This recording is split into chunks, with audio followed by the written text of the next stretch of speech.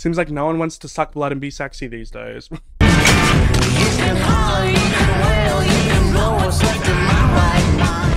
Hey, what's up you guys, it's me Luke and welcome back to another video, or if you're new here, welcome to my channel. If you're new here, I post commentary, reaction, and deep dive videos on movies, TV shows, and pop culture, and I've been doing a recap and deep dive series on the Vampire Diaries. So this series is for like those of you who haven't watched the Vampire Diaries, if you want to know what goes on in this show, because I love this show. You know, it has its flaws, and I will eventually get to those one day in a video outside of this recap series, but this show just truly has my heart. I watched it since pretty much it first started airing, ever since I was like 10 years old in like 2010, and once the show finished in 2017, I just rewatch it every year, and I'm truly obsessed. So over on my channel, where I talk about movies and TV shows, it was just a given that I was going to get into this mess. The series is also great for those of you who have watched the Vampire Diaries as like a trip down memory lane, because I truly have so much to say. We deep dive into not only the plot, but also the characters, the mythology, the relationships, friendships, family dynamics, plot holes, magic, just so much really. And on top of this visual representation that is this mind map, I also do include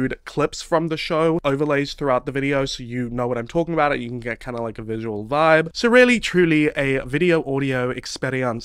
So yeah, I hope you stick around. And if you haven't already watched all my previous videos on the Vampire Diaries, the playlist is down below if you want to catch up. Like I said, we are currently up to season 3, and we are up to season 3 part 4. So I've already uploaded 3 parts on season 3. We're doing a couple more parts for season 3 just because it really is where the Vampire Diaries peaked. There's a lot to get into, a lot of groundwork that is laid throughout this season that the rest of the show just like builds on top of. And of course, it's also the season with our most iconic villains, the original family. So I wanted to do it justice by doing 5 parts instead of 3. And if you want to check those out, please, by all means, go catch up. I will do a little, you know, refresh like I always do since it's been a few weeks since my last video. But today's video is the second to last video for season 3. So lots of fun stuff to get into. I love my family, Elena, but they are an abomination. You went after Elena. Do you want another dagger in your heart? Again with the dagger threats? He's Elena's friend. If he dies, she suffers. You tell me where the witches are, I'll have my sister kill Elena right now. Elena!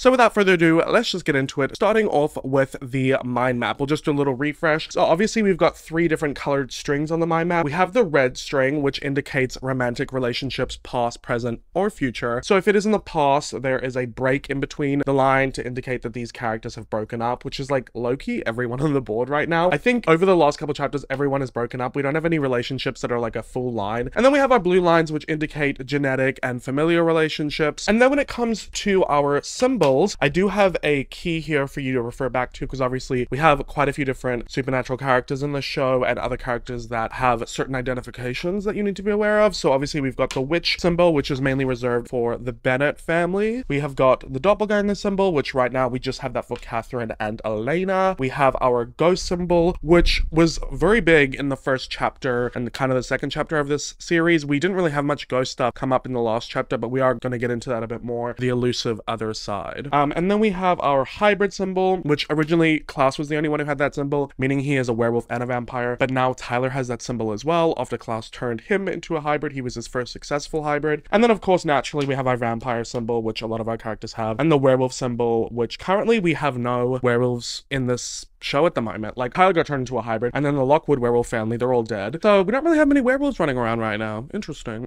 So those are all of our supernatural symbols, and obviously these symbols come from the cave in the Lockwood tunnels that our gang found back in chapter 2. That is the story of the original family told through like Viking drawings on the cave walls. So that's where I got those symbols from. And then finally we have our original symbol, which is for our original family, of course, the first ever vampire family. This was originally a family of witches until their mother Michelson turned them all into vampires. It was intended to be a protection spell because one of them had been killed by a werewolf, so she wanted to do it to protect them, but then she ended up creating the vampire species as we know it. And of course we know Klaus was a bastard, so Esther Michelson had an affair with a man who was a werewolf. So when Klaus made his first kill as a vampire, it triggered his werewolf curse. So Esther put a spell on him to suppress his werewolf side and to stop him from being able to be a hybrid and turn other werewolves into hybrids, therefore being able to to sire his own species. But of course, we know in season 2 that was a lot of what season 2 was about, was Klaus breaking the curse, killing Elena to break the curse, but then our gang found a way to keep her alive, and then he realized that that was actually a loophole in the spell, because if Elena died, he wouldn't be able to make hybrids. But because she survived, he now uses her blood to create his hybrids, and then that creates its own mess. You know, Tyler has been sired to Klaus because he freed him of his werewolf curse and being forced to turn every month, so now he does everything Klaus says, which of course caused the breakup between him and Caroline. So at this point, Tyler's like left town to try and figure out a way to break his sire bond to Klaus. And then we have our town council symbol, which we've touched on a little bit here and there. It was a really big storyline in season 1. Of course, we know that we have the town council, which is made up of the founding families, the families who founded this town back in 1864. Of course, they didn't exactly found the town, they colonized it, they stole it, they had slaves. This show is set in Virginia, which is obviously the South in the US of A. So there is some slave stuff back in 1864, you know, like with Emily Bennett and whatnot, which we touched on a lot in season 2. But yeah, we have the town council. Currently, we have Liz Forbes, who is Caroline's mother, Carol Lockwood, who is Tyler Lockwood's mother, and she's the mayor. Liz Forbes is the sheriff. They're on the town council. Caroline's father was on the town council until he died. We'll get into that in a bit. We've got Meredith Fell, which is a new character on the town council. Of course, Elena's parents. You know, the Gilbert family has been known for generations to be vampire hunters. And then Damon, who you're probably like, how is a vampire on the Founders Council? Well, because in season 1, they didn't know he was a vampire and he infiltrated it to keep a secret. But of course, now the council is a little bit corrupt. The council is a little bit corrupted, which of course Rick is not happy with, being the town's resident retired vampire hunter. You know, we've got the mayor and the sheriff who have supernatural children. They're running the council. So yeah, I guess Damon being a vampire on the town council, which its whole purpose is to protect the town from vampires, is no biggie anymore. But yeah, that's what the town council symbol is. And then of course, we've just got these two symbols. The X's indicate characters that have died, and then we have the question mark, which indicates characters that are yet to be introduced. And then you may be wondering what this is. This I haven't really touched on that much, but we started talking about it in the previous chapter. There is a serial killer,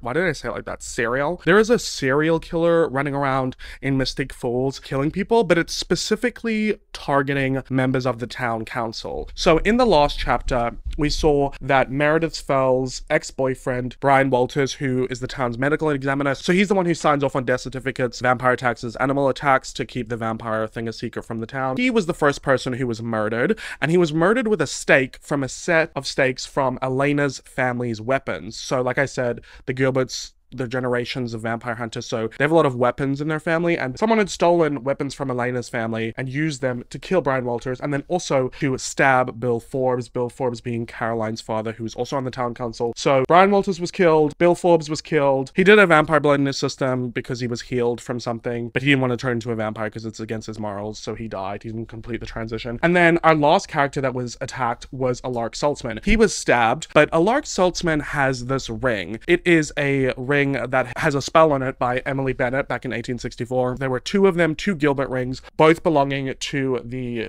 Gilbert brothers, Grayson Gilbert and Jonathan Gilbert. Jonathan Gilbert being Elena's father, Grayson Gilbert being Jeremy's father. They have both passed on, and the possessions of the rings went to Jeremy and at one point Elena. But Elena is a doppelganger and she's supernatural, therefore the ring can't work on her. Because the way that the ring works is that if a human wears it, if a supernatural creature kills them, it'll bring them back to life. So Elena gave the ring to Rick, who originally had the ring through his ex-wife, but that's the whole thing. So he's been wearing this ring pretty much since season 1, right? On and off. And he has died via supernatural hands, mainly Damon's, multiple times. And yeah, this ring brings him back to life. Jeremy also has one of the rings, and he has died a couple times and the ring has brought him back to life. But he got sent away. He got compelled by Damon to leave town to keep him safe. So that's where he's been at. But yeah, the reason I bring this up is because even though Rick was killed or stabbed by this mysterious murderer, he ended up getting Elena to stab him because she's supernatural. So the ring brought him back to life. That was a bit of a mouthful, was it not? The last 4 episodes that we discussed, a lot of it was to deal with the coffins, right? So once Stefan had gotten his freedom back from Klaus because he had compelled him, go watch the previous videos for that nonsense, get the required reading, he stole Klaus's coffins as revenge. Klaus, you know, keeps his family daggered in coffins and carts them around the world. Anytime one of his siblings pisses him off, daggers them and puts them in a coffin. So the originals, they can't die because they were created using the power of this white oak tree that they then burnt to the ground, so no one could use the wood from that tree to stake them. However, However, witches collected the ash and forged these silver daggers, which for some reason now Klaus is in possession of what seems like all of them. So he dips these silver daggers into the white oak ash, sticks them into his original siblings, and it puts them into a slumber. So one of his siblings, Finn, he had put a dagger in like 900 years ago, Cole like 90 years ago, Rebecca like 90 years ago as well, but then he woke her up and then she got daggered again by Elena. That's the whole thing. Elijah, he actually daggered at the end of season 2. So yeah, all of his siblings have been daggered, but there was a mysterious coffin, a coffin that was locked, and no one knew what was in this coffin. And, you know, Klaus was waging this war with Stefan to try and get his coffins back. Eventually, he gets all of his coffins back except the locked one, which Damon and Stefan hide in this cave that no vampires can get into, and they get Bonnie and her mother, Abby Bennett, which is also a whole storyline you need to check out in the previous part. Bonnie meets her long-lost mother, and they use their magic together to unlock this coffin. The coffin gets unlocked, and we're like, who the hell is in this coffin, right?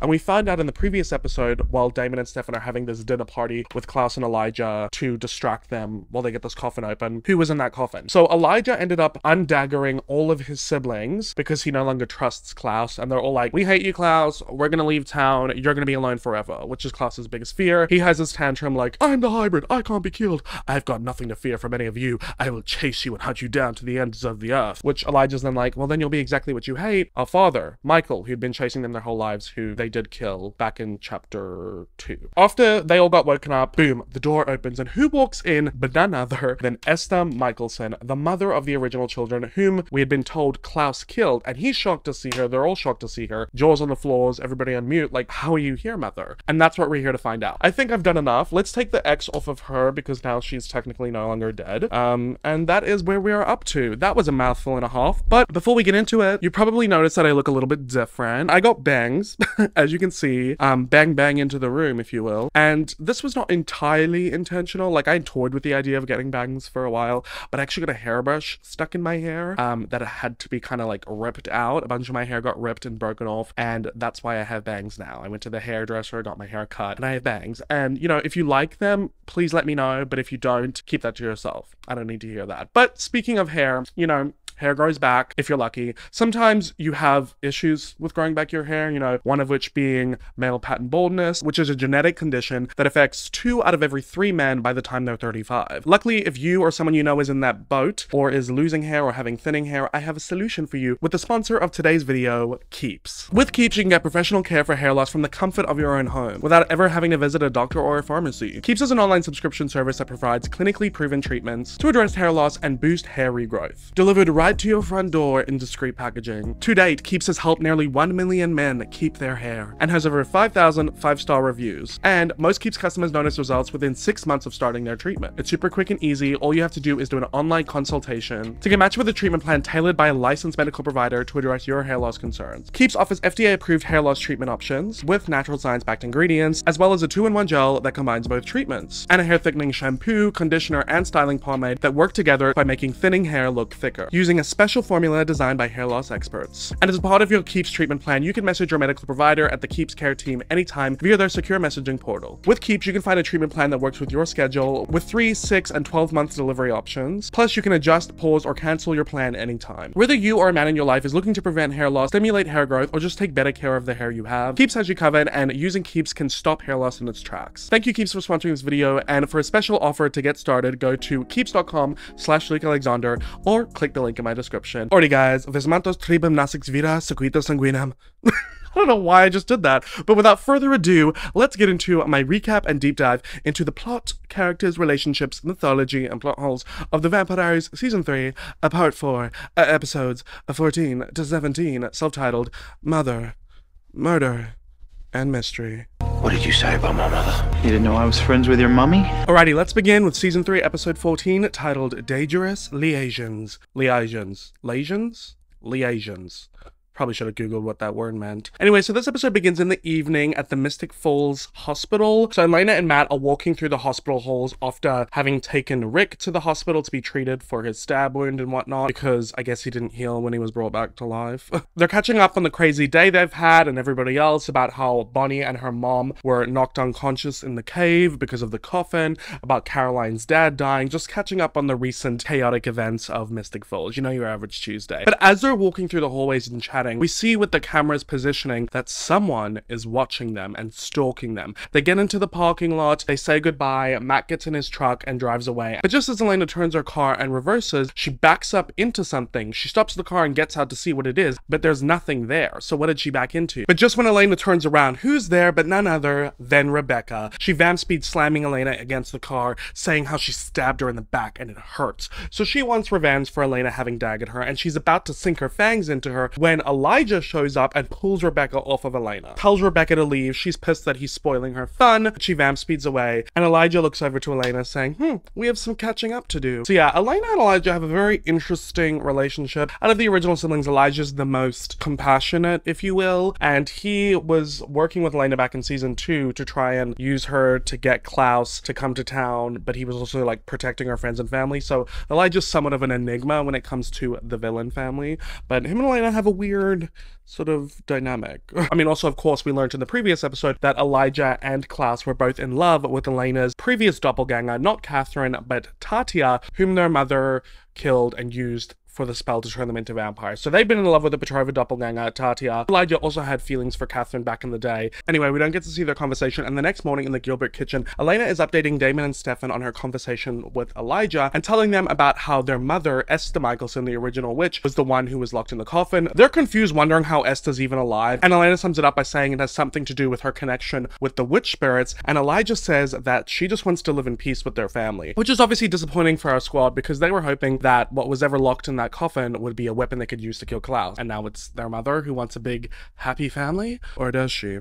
But Elena says that Elijah did promise that their family will leave them alone. I don't know why she has so much faith in him, and the brothers feel the same way, but Elena's like, I trust Elijah. Their conversation is interrupted when the doorbell rings and we hear a whoosh. Elena goes to open it, and on the doormat on the porch is a letter, an envelope, and it is an invitation to a ball from the Michelsons. And they're all like, who are the Michelsons? And then they realize, oh, the original family? And Elena flips over the card, and it is a handwritten note from Esther Michelson saying that she wants to meet Elena and talk to her alone that night. So yeah, this is the famous ball episode. This was a really fun episode of the series. I've been really excited to get to it. Just lots of fun stuff happens in here, lots of pretty outfits. It's a vibe. So over at the Michelson mansion, the siblings are all getting ready for the ball. You know, they're tailoring suits, looking for outfits, etc, etc. Klaus storms in, pissed at Rebecca for going after Elena, because obviously he needs her to make his hybrid. And he threatens to dagger Rebecca again, to which Cole is like, oh, the dagger threats. Do you not have any other tricks up your sleeve, brother? They're all bickering until Esther comes in saying she wants to talk to Klaus in private. They go into another room and Klaus says, Rebecca hasn't even been out of her box for more than 24 hours and she's already trying to ruin my life. It's really funny to see the sibling bickery and rivalry of these 1,000-year-old vampires. But Esther is like to Klaus, you stuck daggers in their hearts and stored them in boxes. What do you expect? And he's like, I just want us to be a family again. And Esther says that they will, but he just needs to give them time to forgive him. After all, it took her 1,000 years on the other side to be angry and to heal, and she's here to make sure that they all do the same. Klaus says he doesn't understand how his mother has forgiven him for killing her, but she says forgiveness is a gift, and then changes the subject, asking who Klaus is bringing to the ball. So clearly everyone is so suspicious about how Esther, you know, was on the other side, the supernatural purgatory for 1,000 years after her son killed her, and has come back and is like, I forgive you, let's just all be a happy family, like Cheaper by the Dozen vibes. So back at the Gilbert house, Elena and the brothers are arguing about whether or not she should meet with Esther at this ball. Damon doesn't want her to because he doesn't think that it's safe, but Stefan thinks that Elena should so they can get answers, because Bonnie was having those supernatural dreams from the witches about the coffins for a reason. So over at the Forbes house, Caroline gets a voicemail from Tyler giving his condolences for her father's passing and saying how he's out of town doing what her dad taught him so that he can break his side-on to Klaus and come back to town to be with her. And he says that he loves her, and it's sad, sweet, somber. Then there's a knock at the door. Caroline goes to answer it. There's a whoosh, so obviously a vampire dropped it off, and she sees a box with a letter. She's an invitation to the Michelson ball with a handwritten note on the back from Klaus saying that he hopes that she'll save him a dance. She looks kind of confused, remembering that Klaus had that moment with Caroline after he had told Tyler to bite her with his like werewolf venom, and then he healed Caroline with his blood, and he was like, happy birthday, you can have anything, you can have the world, blah blah blah. Like, Klaus is now crushing on Caroline. Okay, kind of just seemingly random, but also this is one of the biggest ships in this series, so let's delve in, you know? So she opens up the box to see a beautiful blue dress. Cinderella on steroids. Like, it's gorgeous. Gorgina, right? So Klaus has given her a dress to order the ball, and you know what she could pair it with? The diamond bracelet that he gave her in the last episode. So over at the Grill, Elena and Caroline are talking about how weird this ball is, and Elena says she wants to go, but without the Salvatore brothers because she doesn't want the drama, because Esther wants to meet her and she wants to hear her out. So she wants Caroline to be her bodyguard. But Caroline thinks that Elena should go with Stefan, but Elena says she doesn't trust Stefan right now, and besides, Damon wouldn't be a good idea either. And Caroline asks if it's because they kissed, which, yeah, Damon did kiss Elena back in episode 10, I think. Elena's surprised by this, and Caroline's like, yeah, Bonnie spilled the beans. And she's like, I'm sorry, like, I meant to tell you. And Caroline's like, you told me the first time you and Matt kissed, Elena. Like, I'm your bestie. You should have told me this. Rebecca then shows up to the Grill and goes up to them and says, be careful, Caroline. It's all fun and games until she stabs you in the back. Oh god, I love Rebecca. Anyway, then she goes over to Matt and she's chatting with him and hands him an invitation to the ball, and Caroline and Elena are like, what the hell? Why is she inviting Matt? And Caroline's like, where is the stupid ball? So now she's decided she's gonna go. These are our attendees. The question is, Julie Plec, is there a reason Bonnie Bennett wasn't invited to the ball? Why was she not invited? How come Caroline and Elena get to go and Bonnie doesn't get to go?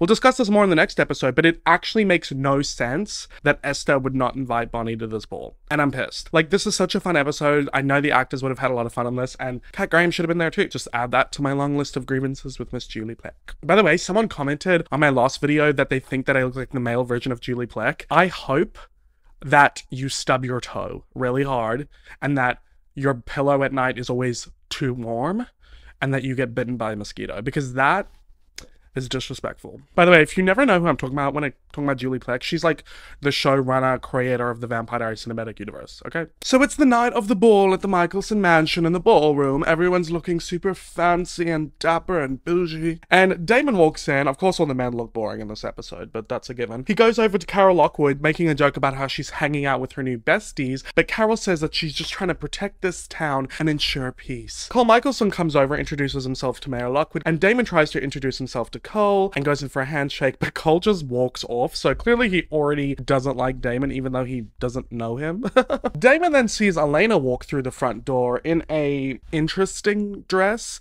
Look, I'm not obsessed with Elena's look in this episode. It's just, like, the dress is okay. The hair, like, Caroline looks so gorgina in this episode. But yeah, Elena looks cute, just not my vibe. Stefan then goes up to Elena first, and then Damon goes up to her, and they're both like, what are you doing here? She says she's not leaving until she speaks to Esther and figure out what she wants, so they both grab either side of her arms and walk her in. So she's really walking with a Salvatore brother on either arm. And you know what I always loved about the Vampire Diaries? Like, whenever you're watching the show, you know how they have, like, the previously on the Vampire Diaries? For so much of the previously on the Vampire Diaries in season 3, they always include this audio from Catherine from season 2, because I guess it just describes it perfectly. It's something that she had said to Stefan. She was like, does Elena enjoy having both of you worship at her altar? If you know what I mean, you know what I mean. Like, you know how, like, they include that and everything? So this is kind of like the epitome of that. Like, Elena got both Salvatore brothers whipped. So yeah, at this point, obviously Elena and Stefan have had their issues. What with Stefan having left town because Klaus made him, because he saved Damon's life from a werewolf bite in season 2, you know, do the required reading. Then Elena and Damon were looking for Stefan, and Damon's always had feelings for Elena, obviously. He's tried to force himself on her before. Elena has told him it's Stefan, it's always going to be Stefan. But then when they find Stefan, he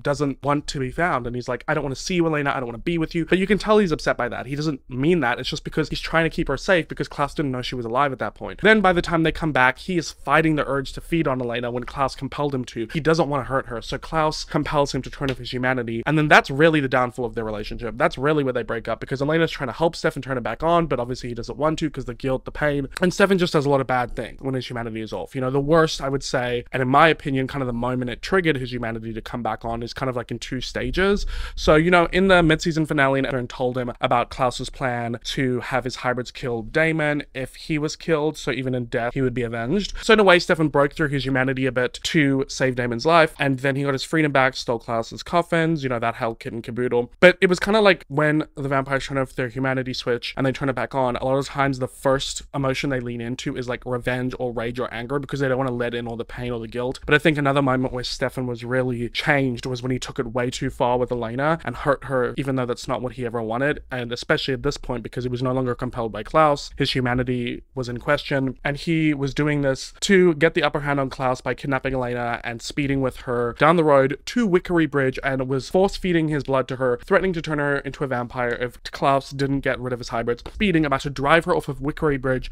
the same bridge her parents died on. That was in the last part. So that was messed up. So that's where they stand. Elena doesn't trust Stefan. She's upset with Stefan. Like, can you blame her? But then at the same time, like, there's something going on with Damon, and Damon kissed her, and she kind of like kissed him back, but she feels bad about it, even though it's not technically cheating. It's messy boots galore up in the love triangle. Okay, just a little refresh on that. Anyway, still at the ball, then Caroline arrives. Gorgina, love her hair, love her outfit. She looks like Cinderella. And Klaus goes up to her saying, you know, she looks beautiful. She's wearing everything that he bought her, of course. And Caroline just looks at him and is like, ugh, I need a drink, and walks away. Because, you know, underage drinking, it doesn't exist. It's not a thing in Mystic Falls. Speaking of, Elena's at the bar getting herself a drink when Finn Michelson comes over to introduce himself, saying that she's going to be meeting with his mother, but that did not include any of her friends. Elena says that her friends are just there to protect her. Esther has already tried to kill her once. So this is referencing back in chapter 2 when Esther was communicating with Vicky on the other side and brought her back to try and kill Elena so Klaus wouldn't be able to make hybrids. So that's what she's referencing there. And Finn finishes off by just saying, if you want to speak to my mother, Elena, it needs to be alone. Finn then leaves to join his siblings on the staircase as Elijah gives a toast welcoming everyone, saying that whenever their mother brings them together, it's tradition to commemorate with a dance. Salvatore brothers and Elena all look up at the staircase when Esther walks down, as it's like technically their first time seeing her, I believe. Elijah finishes his toast and asks everyone to join them in the ballroom, and all the siblings walk down to the dance floor, but Esther walks up and Elena goes to follow her, but Damon stops her in her tracks. They argue back and forth about whether or not she's going to do this, and Damon just says to Elena, you know, it would be rude not to dance. Elena just chuckles, gives in, grabs Damon's hand, and goes for a dance. As Stefosy watches in pain. You know I can't take one more step towards you, 'cause all I think is regret. You know I'm not your ghost anymore, the one you love the most. I don't know why I randomly sang that song, because that is not the song that plays. Can you guess which song plays during this dance montage at this Michelson ball, which is very much giving circa season 1 episode 19 Miss Mystic Falls pageant? The song that plays is none other than Give Me Love by Ed Sheeran. Give me love, 'cause lately I've been waking up alone. Why do I keep singing like Halsey today? As cringe as maybe some people find Ed Sheeran, that's a Gorgina song, and it's a Gorgina scene, and I love it. Okay, so on the dance floor, this is what we got. Damon dancing with Elena. He says, you look stunning if it isn't obvious. Interesting way to compliment someone. Caroline is dancing with Klaus, and he thanks her for coming. She doesn't really respond, and he says that he heard about her dad, and she's like, don't even go there. And he's like, okay, well, let's change the subject to how ravishing you look in that dress. Now that's a compliment. Ravishing. He's like, I'm gonna eat you up. But all Caroline says to that compliment is like, well, I didn't have anything else to wear. And he's like, and the bracelet I got you? What's your excuse for wearing that? She's speechless because he got you there. And he compliments her dancing, and she says, thank you, I've had lessons. I am Miss Mystic Falls, you know. And he's like, I know. Oh! I'm sorry, Caroline. I'm Caroline Core from like the get-go. Not sure if that's a bad thing or not, because like he is a villain and he's done horrible things, but Caroline all the way. It's so cute. Oh god. Anyway, whew, sorry, I'm like getting flustered. It's getting hot in here. Oh, Joseph Morgan. Anyway, back to Damon. As he's dancing with Elena, he gives her a little spin, and she goes into Stefan's arms, and now they're dancing. So like everyone on the dance floor like switch partners. They're doing like, I want to say a waltz, but it might not be. I don't really know anything about dances. Bit of a tense moment between the two of them, but Elena breaks the ice by saying that Stefan dances, and she didn't even have to beg, because that was a big part of their relationship in the first 2 seasons. Is like whenever they went to dances, Stefan never wanted to dance, and then he finally would, and he was so cute. Like you would just like pull it out. We then see Caroline dancing with Matt, and she's asking him what he's doing there with She-Devil, aka Rebecca, and he's like, well, what are you doing there with Klaus? And she's like, don't even get me started. Back with Stefan, he says to Elena that Damon's in a mood, and Elena says he's just looking out for her, but Stefan says, Damon needs to realize that you can look out for yourself. Oh! Well, like... Okay. Damon's dancing with Rebecca, and he tells her to stop staring at Caroline. She's giving her the evil eyes. And Rebecca's like, well, of course she looks gorgeous. Nick bought her everything she's wearing. I love you, girl. You're so petty. Damon says that Rebecca doesn't look so bad herself, and Rebecca's like, was that a compliment? But then Damon notices that Elena's gone and he's like, what? So he goes to leave. So Elena has walked outside and Stefan has followed, and she tells him that she needs to see Esther alone, but Damon won't let her go anywhere near her without protection, and all he cares about is killing Klaus more than anything. Stefan looks hurt by this, and Elena's like, am I wrong? He takes a moment and is like, no, you're right. You're right. You don't have to lie. Be honest. He asks Elena if she thinks that she can do this. She says she can, but will he help her get Damon out of her way? And he agrees. She goes to walk away, but stops and says, you know, Stefan, when we were together, you used to let me make my own decisions. You trusted me. After all this, I'm glad this hasn't changed. And that's right. That's right. And I've always said that. I've always said that. Damon is very dominant in a way I don't like towards Elena, right? He ignores her choices, her decisions. He takes control. Back in season 2, when Elena was like, I'm not letting Bonnie die for me, Damon was like, I don't care. Was gonna let Bonnie die for her anyway. Back in season 2, when Elena's like, I don't want to be a vampire, what does Damon do? Force feeds his blood to Elena. Now Stefan has done that too, so you're kind of on the same page with that. Other stuff, right? Forcing himself on her in terms of kissing. Stefan, back in season 1 and 2, he always did respect Elena's wishes and her choices and her agency, and he wasn't controlling over her. Like, he was so respectful of that. And I think for Elena, she's starting to see that come back. She's seeing light in the dark at the end of the tunnel, and I like that, because it's going to take a lot of work. Back inside the ball, Cole goes to his sister Rebecca and says that she's changed, bringing a human as her date. Settling for mortals is the first sign of weakness. But Rebecca says that she's not settling. She brought Matt here to kill him. Yes. No, I'm kidding. That just kind of came out. She says if he dies, then Elena suffers. But she's already been scolded by their mother once for trying to kill someone, so she needs his help. And he's like, and spit in the face of mother's rules of not killing the locals? Where is he? Cole is a little, like, bad boy. He really is, like, the runt of the litter who just wants to always cause a ruckus. Well, I guess technically Klaus is the runt because he's the bastard, but that's, like, his own internal issues. His siblings don't seem any different. I feel like I've lost the way that I actually talk in the past, like, however long I've been filming this. Like, I'm so stuck in the British accent, and it's not even good. It doesn't even sound good, does it?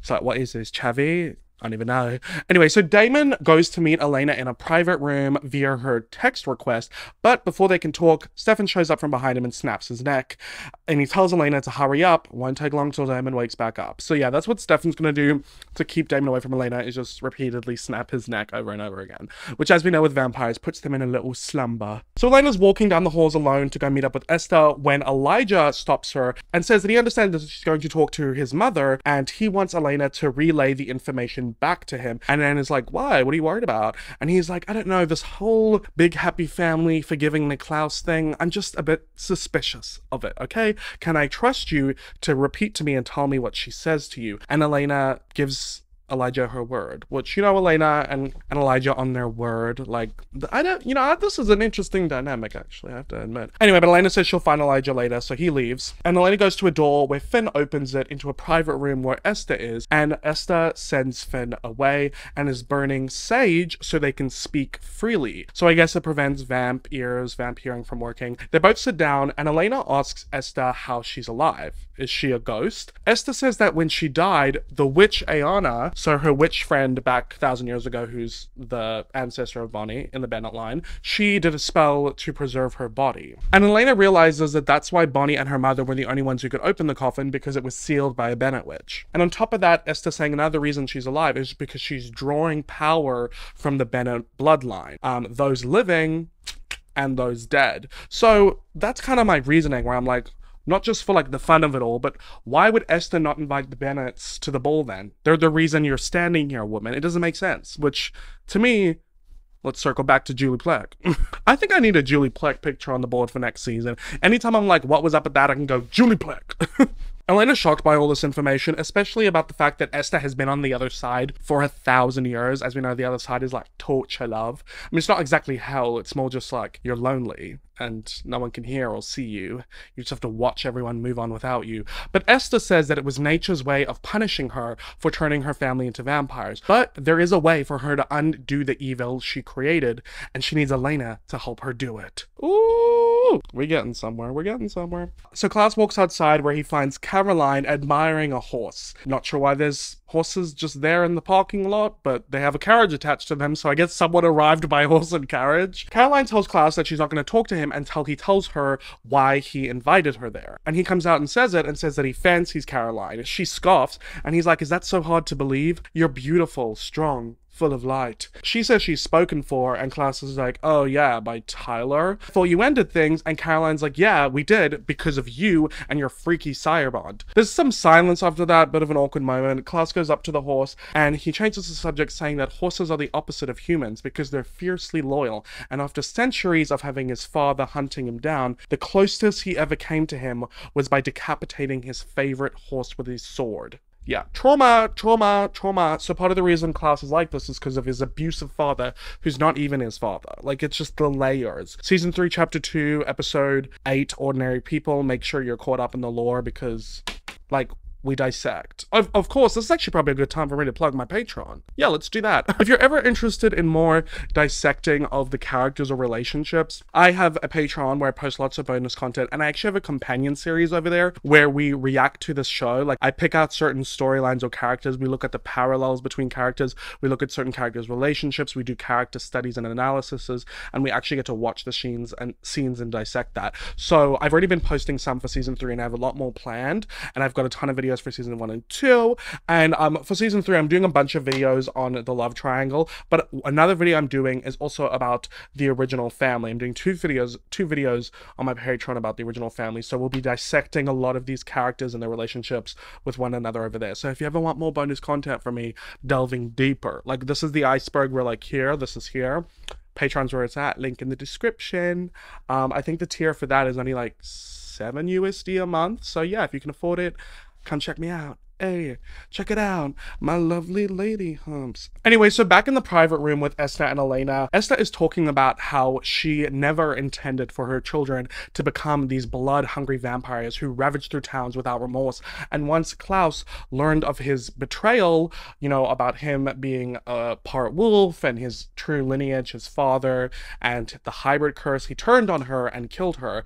And Elena's like putting 2 and 2 together about what she's saying, and she's like realizing that Esther wants to kill Klaus. And Elena's like, but how are you gonna kill him? He's immortal, he can't be killed. But Esther says it'll take time and magic and Elena's help. Elena asks what she has to do with it, and Esther says that her children think that she's throwing this ball to celebrate their reunion, but she's actually gathered them here together to perform a ritual, and the first step requires blood from the doppelganger, as it was the blood that was used to create them into vampires in the first place. And Elena's blood, her essence, will be in the champagne tonight. And she asks Elena if she will do it, and Elena agrees, volunteers her hand. Esther pricks her, just gets a drop of blood, and Esther says that her children must all drink at the toast tonight to be linked as one. Elena says she's confused by this, and Esther says that Klaus cannot be killed on his own, but this spell links all of her children together, so that if one dies, they all do. Elena's shocked by this, and Esther says she doesn't want to just kill Klaus. She wants to kill all of her children. Her family is an abomination, and she betrayed nature by creating them, so it's her duty to kill them. Damn, if that ain't Mother of the Year. So yeah, Esther, the suspicions of everyone was correct. She did not come back to be with her happy family. She came back to kill her family. You know, fair enough, I guess. I mean, witches are all about maintaining the balance of nature, and she did disrupt nature, and it has caused a massive rift on Earth. You know, the vampire species was created in the first place because of her wanting to protect her children, so you can imagine that weighs heavily on her shoulders. In the past 1,000 years she spent on the other side, she probably had witches screaming at her. Anyway, so back downstairs at the party, Cole's getting really antsy to Rebecca, saying that he's itching to kill someone, and he wants to kill Matt right here, right now. Make a spectacle out of it. And Rebecca's like, Cole, you sound like an idiot. Mother would kill us if we ruined her party. Girl, do you have no idea? So she says she's gonna lure Matt outside, and Cole can help her kill him there. Back with Damon, he wakes up, pissed at Stefan for snapping his neck and letting Elena go meet up with Esther. Stefan says that Damon's emotions are getting in the way of their plan, and he cares too much. So back with Rebecca, she's taken Matt for a walk outside. They're in the parking lot, and Matt notices it's chilly, so he gets in his truck and opens it up, grabs out his jacket, and gives it to Rebecca, and she's like, oh, vampires, we don't get cold. But then she just leaves it because she realizes that it's actually kind of a sweet, gentlemanly thing to do for Matt to give her his jacket, and then she sees Cole kind of lingering behind. Obviously he's there to kill Matt, and Rebecca's like, you know what, actually let's just go back inside. So she changed her mind.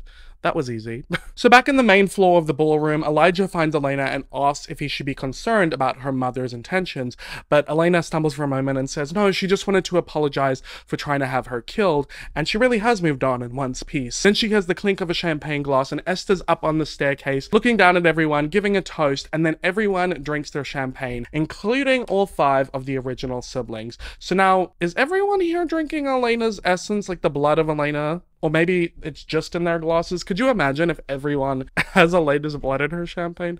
I digress. It's just an essence thing anyway, right? Like it's 1 drop of blood. But yeah, so now all of the siblings have drinking the Kool-Aid, if you will. Okay, I'm gonna take off my jacket because I'm sweating up a storm. Let's do some stretches. Oh my god, you guys. For season 4, I need to sit. Whew. My legs, my back, my neck, my pussy, and my crack. So Klaus is taking Caroline to a room filled with paintings because he wants to show Caroline one of his passions. She makes a comment thinking that he had stolen all these paintings from like museums or something, and he doesn't correct her. Caroline looks down at a table with some sketches and she sees Klaus's signature and is like, wait, did you do all of these? So this is introducing the lore that Klaus is an artiste. He loves painting, he loves drawing, a man of my own heart, if you will. Anyway, Klaus says that one of his landscapes is hanging in the Hermitage Museum, not that anyone cares, and he asks if Caroline has been, and she says she's never really been anywhere, and Klaus smiles, says that he'll take her anywhere she wants to go. They can travel the world. He's coming on really hard. He's listing off cities like Paris, London, Dubai, Rome, Tokyo, but Caroline stops laughing and she says it must be nice to just snap your fingers and get anything you want. Is that why you make your hybrids, so you can have servants to do your bidding? Klaus gets upset and says that Caroline's making assumptions, and Caroline's like, well then why do you need Tyler? Why can't you just give him his life back? And Klaus says, you know, it's been fun, but I think it's time for you to leave. Caroline keeps digging deeper, saying she gets it now. Klaus never had a father who loves him, so that's why he compels people or sires them or tries to buy them off. She takes off her bracelet, puts it down on the table, and says the reason Klaus doesn't connect with people is because he doesn't even try to understand them. She leaves, and Klaus is just standing there gutted, taking his medicine. I mean, she didn't stutter. She made some points. So Cole finds Rebecca asking what happened. She says that she changed her mind. And he's like, oh, what, it takes 5 minutes of attention from a guy and all of a sudden you fall for the human? And she's like, just leave it be, Cole. This storyline, honestly, just... So Damon finds Elena, grabs her forcefully, and says that they'll leave it. She says she didn't like going behind his back, and she wouldn't have had to ask for Stefan's help if he wouldn't have tried to be the hero and ruin everything. He says he's just trying to keep her alive, clearly something Stefan doesn't care about. And she's like, oh, so you're mad at me because I included Stefan? And he's like, no, Elena, I'm mad at you because I love you. Oh, and oh, is that the first time he said it? I need to fact check that. And Elena, as in this heated argument, is like, well, Damon, maybe that's the problem. And she's like, no, like, I didn't mean that. But Damon's like, no, I get it. I care too much. I'm a liability. I'm a liability. Get you out, get you. I'm a little much for air. Na na na na I am a toy that people enjoy until all the chicks don't work anymore, and then they bore me. I know that it's okay. Anyway, this tension between Dem and Elena gets interrupted when Caroline comes over, like, have any of you guys seen Matt? Like, what happened to Matt? Well, we see Matt upstairs getting stalked by Cole. He goes out onto the balcony, probably for some fresh air. He's like, God, these supernaturals hate them so much. Cole shows up trying to introduce himself to Matt, holds out his hand for a handshake. Matt, you know, gives him a handshake, and Cole starts crushing and breaking Matt's hand. Damon then shows up and is like, dude, be careful. He's a quarterback. He goes and grabs Cole, punches him, and throws him over the balcony, and they're like fighting on the ground, and he snaps his neck. So everyone, like in terms of like Elena, Stefan, the original siblings, they all come out to look at the spectacle. And Stefan's like, Damon, are you crazy? And he just looks at everyone, looks at Elena, smiles, and walks off. You know Damon. Anytime Elena pisses him off, he does something destructive. But he did save Maddie Blue Eyes, so that's kind of nice. So Caroline gets home and is leaving a voicemail for Tyler saying that she really appreciates what he's doing, but she wishes that he was here. Caroline then notices a gift on her bed, and can you guess who it's from? None other than Klaus. And she's just like, oh, just give up already. Take a hint. She opens it up though, and it is a drawing of Caroline and that horse that night. And at the bottom, Klaus wrote a note and says, thank you for your honesty. And she doesn't know how to feel. It's really cute. But the fact that he drew that so quickly, and that's like a beautiful drawing. I like it. I like how Klaus is just giving her these little gifts, like courting her. And after that, you know, interaction, he thanked her for her honesty, and that's a big deal, you know? Anyway, so back inside the Michelson house, Esther is venting to Elijah, pissed off, saying that all she asked for tonight was no violence, and Rebecca and Cole disgraced their family. Elijah says it won't happen again, and he'll go deal with them. Esther caresses his face and thanks him, saying she wishes the others were more like him. Strange dynamic. Anyways, as Elijah is leaving, Finn walks in, closes the door, and he asks Esther if they can speak freely. She says the sage still burns, so yes. He asks if she's having second thoughts, and she insists that she isn't, but Elijah, he's so moral. Finn tells her that she's doing the right thing, and she asks if he understands what this means. He says that when the time is right, he will be ready to die. So Finn is in on this plan with Esther, and he's like the sacrificial lamb, so he hates being a vampire too. So Esther has a vial of blood from all of her children and pours it on the page. 5 circles of blood on the page for each kid with their name written above it in Viking runic script. And she performs her spell, and the blood travels together and links in the middle, and then the piece of paper with their blood burns, and she's like, it's complete. You are one. So I don't know how to explain that, but yeah, it's a really cool spell. But she has officially linked together the siblings, and during that scene we see like them all drink the champagne with the essence of Elena's blood. So yeah, if one original dies, they all die. Oh, it's so dubious. I love this plot point. It's so fun. So Stefan has brought Elena home, and she's obviously told him everything, and he's shocked that Esther wants to kill her whole family. And Elena's upset about lying to Elijah and saying that she just signed their death sentences, and he's like, no, you signed Klaus's death sentence. The rest of them are just collateral damage. And besides, it's this family, Elena. They've caused you nothing but pain. He then changes the subject, asking what was with Damon going after Cole. Elena says, you know, just Damon being self-destructive because she said something that she didn't mean. Stefan says he did too, which I assume is him saying that he only cares about killing Klaus and nothing else. I think that's what he's referencing. He doesn't actually say. They're on the porch and he goes to leave, but Elena stops him and says, how does he do it? How does he act like he doesn't care or he doesn't feel anything? Because she can't do that. And Stefan's like, Elena, I can't. And she goes on saying that she doesn't believe that Stefan feels nothing. Stefan says he doesn't want to be this person. He hurt her and he hates himself for it. Elena goes up to Stefan, holds his face and says, then do something, Stefan, anything, because anything is better than trying to convince me that you don't care. He grabs Elena's arms, pulls her hands from his face and says, if he lets himself care even a little bit, all he feels is pain, and he leaves.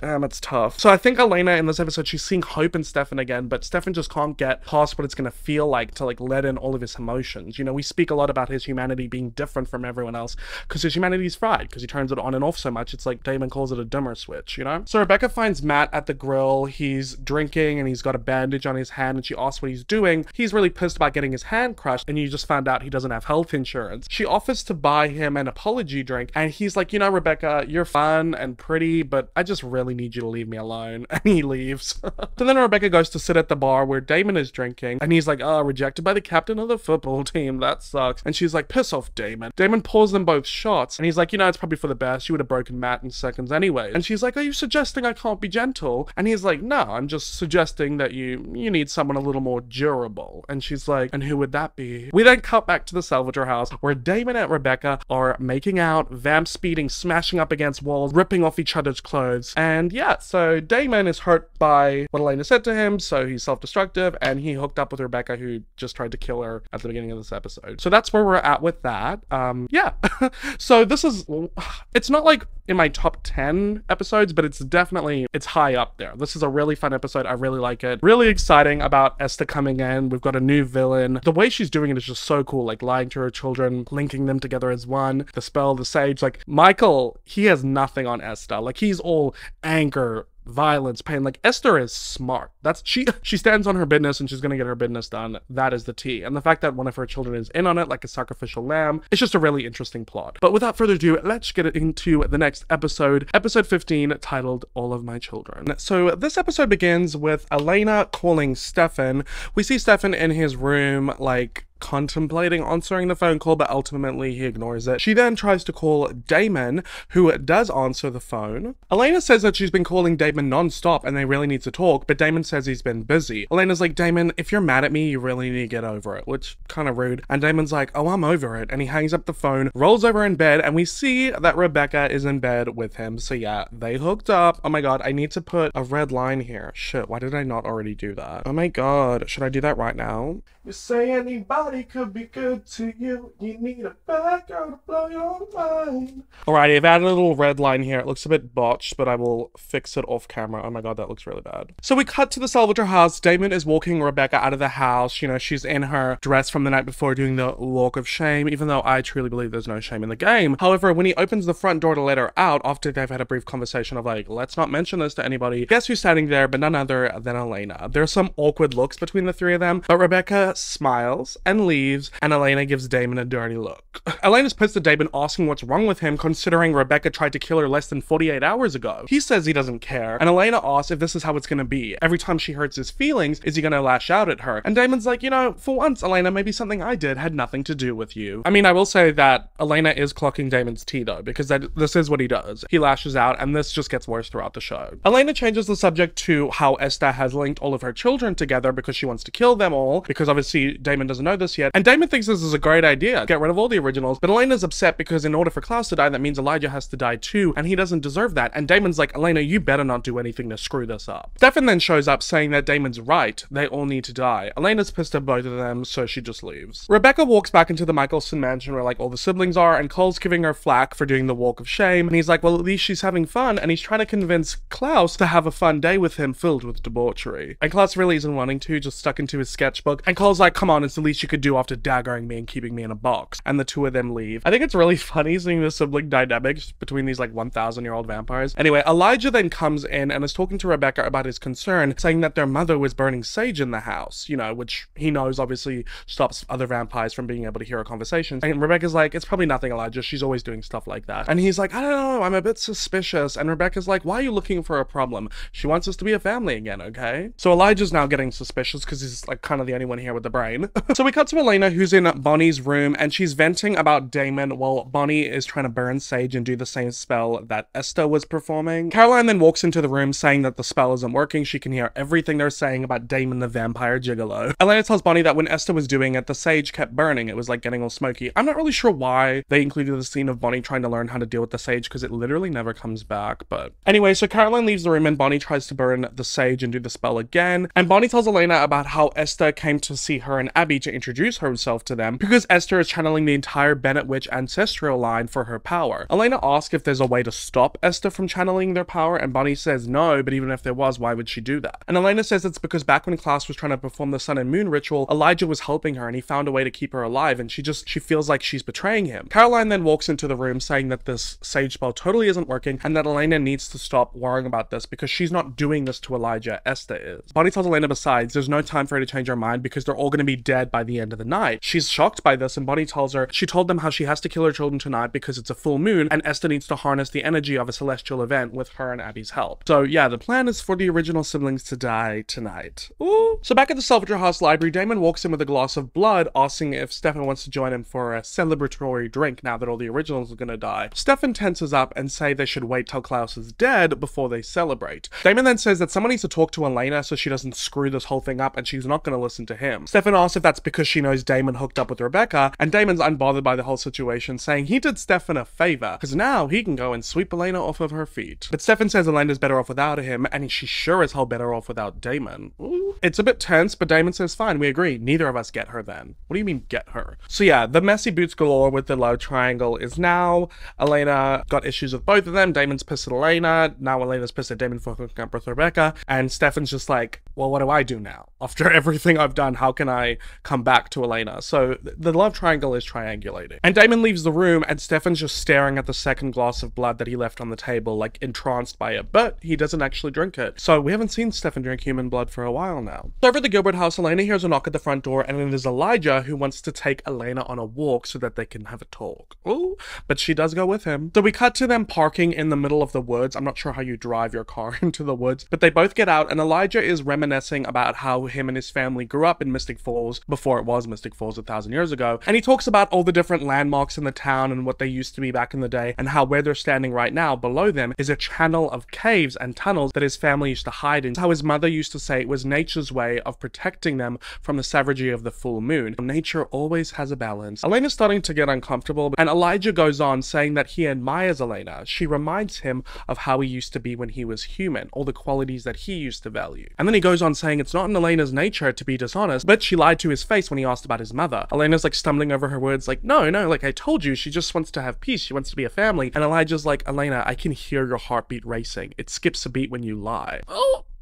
Realizing she's been caught, Elena confesses to Elijah that they all thought whatever was in that coffin was going to be the weapon that could be used to kill Klaus, and when it was their mother, they didn't know what to think. When she met with Esther, she thought she could help, but it's not just Klaus that Esther wants to kill, and that's when Elijah realizes she wants to kill all of them and undo the evil she created. Elena says she wishes that she could do something to help, and Elijah tells her, well, be careful what you wish for. He grabs Elena, uses his vamp strength, and stomps through the ground. They both fall into the caves, and he leaves Elena there alone. Oh my god, the strength of him to break through Earth. That's impressive. And we see Elena alone in the cave with her phone, and she has no cell signal, so she's trapped there without anyone knowing where she is. So Damien gets Rick to call him to try and convince Elena to not screw up Esther's plan. But Rick doesn't want to stop Elena having a conscience, and he isn't a fan of Damon after Elena told him that she hooked up with Rebecca. Why does Elena telling everyone this?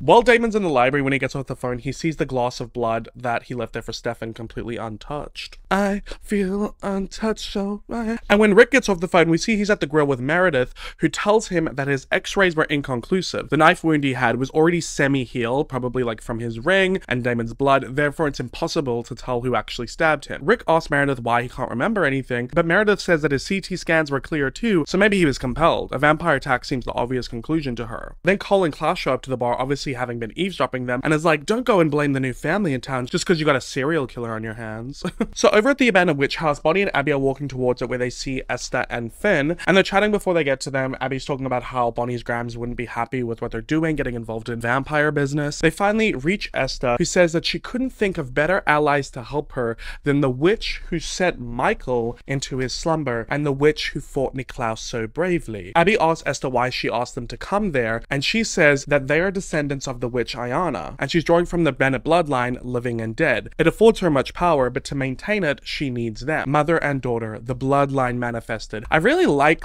the witch talk. I just love when we get witches commingling in the show, because so often it feels like just Bonnie. So, you know, one thing about the Vampire Diaries is why do we... Oh, we did get a coven. Actually, we did get a coven at one point, but I wish we had covens more in the show, you know? Anyway, I digress. So Elena's walking in the underground tunnels looking for a way out, but then she gets blocked by her bestie, Rebecca, who appears out of nowhere and says to Elena that if she runs, she'll kill her. So Stefan gets into the salvator house saying that he can't find Elena anywhere, but he sees Damon standing there with Elijah. Elijah says that he has Elena, and he says that she's with Rebecca, who they can all imagine is just itching to kill her. So if they want to save Elena, they have to help him stop his mother, who doesn't want to seem to stay dead with the witch spirits on her side. Stefan asks Elijah what they're supposed to do about that, and Elijah says that his mother is drawing power from the Bennett witch line. It needs to be broken. Damon realizes that he means that one of them needs to be killed, which obviously Stefan is not a fan of. And Elijah says he would do it himself, but he doesn't know where they are, and besides, if they saw him or his mother did, they would know exactly what he was planning. But the Bennett witches wouldn't expect harm from the Salvatore brothers. He says they have till 6 minutes past 9 to find them, because a minute after that, the moon will be at its full apex,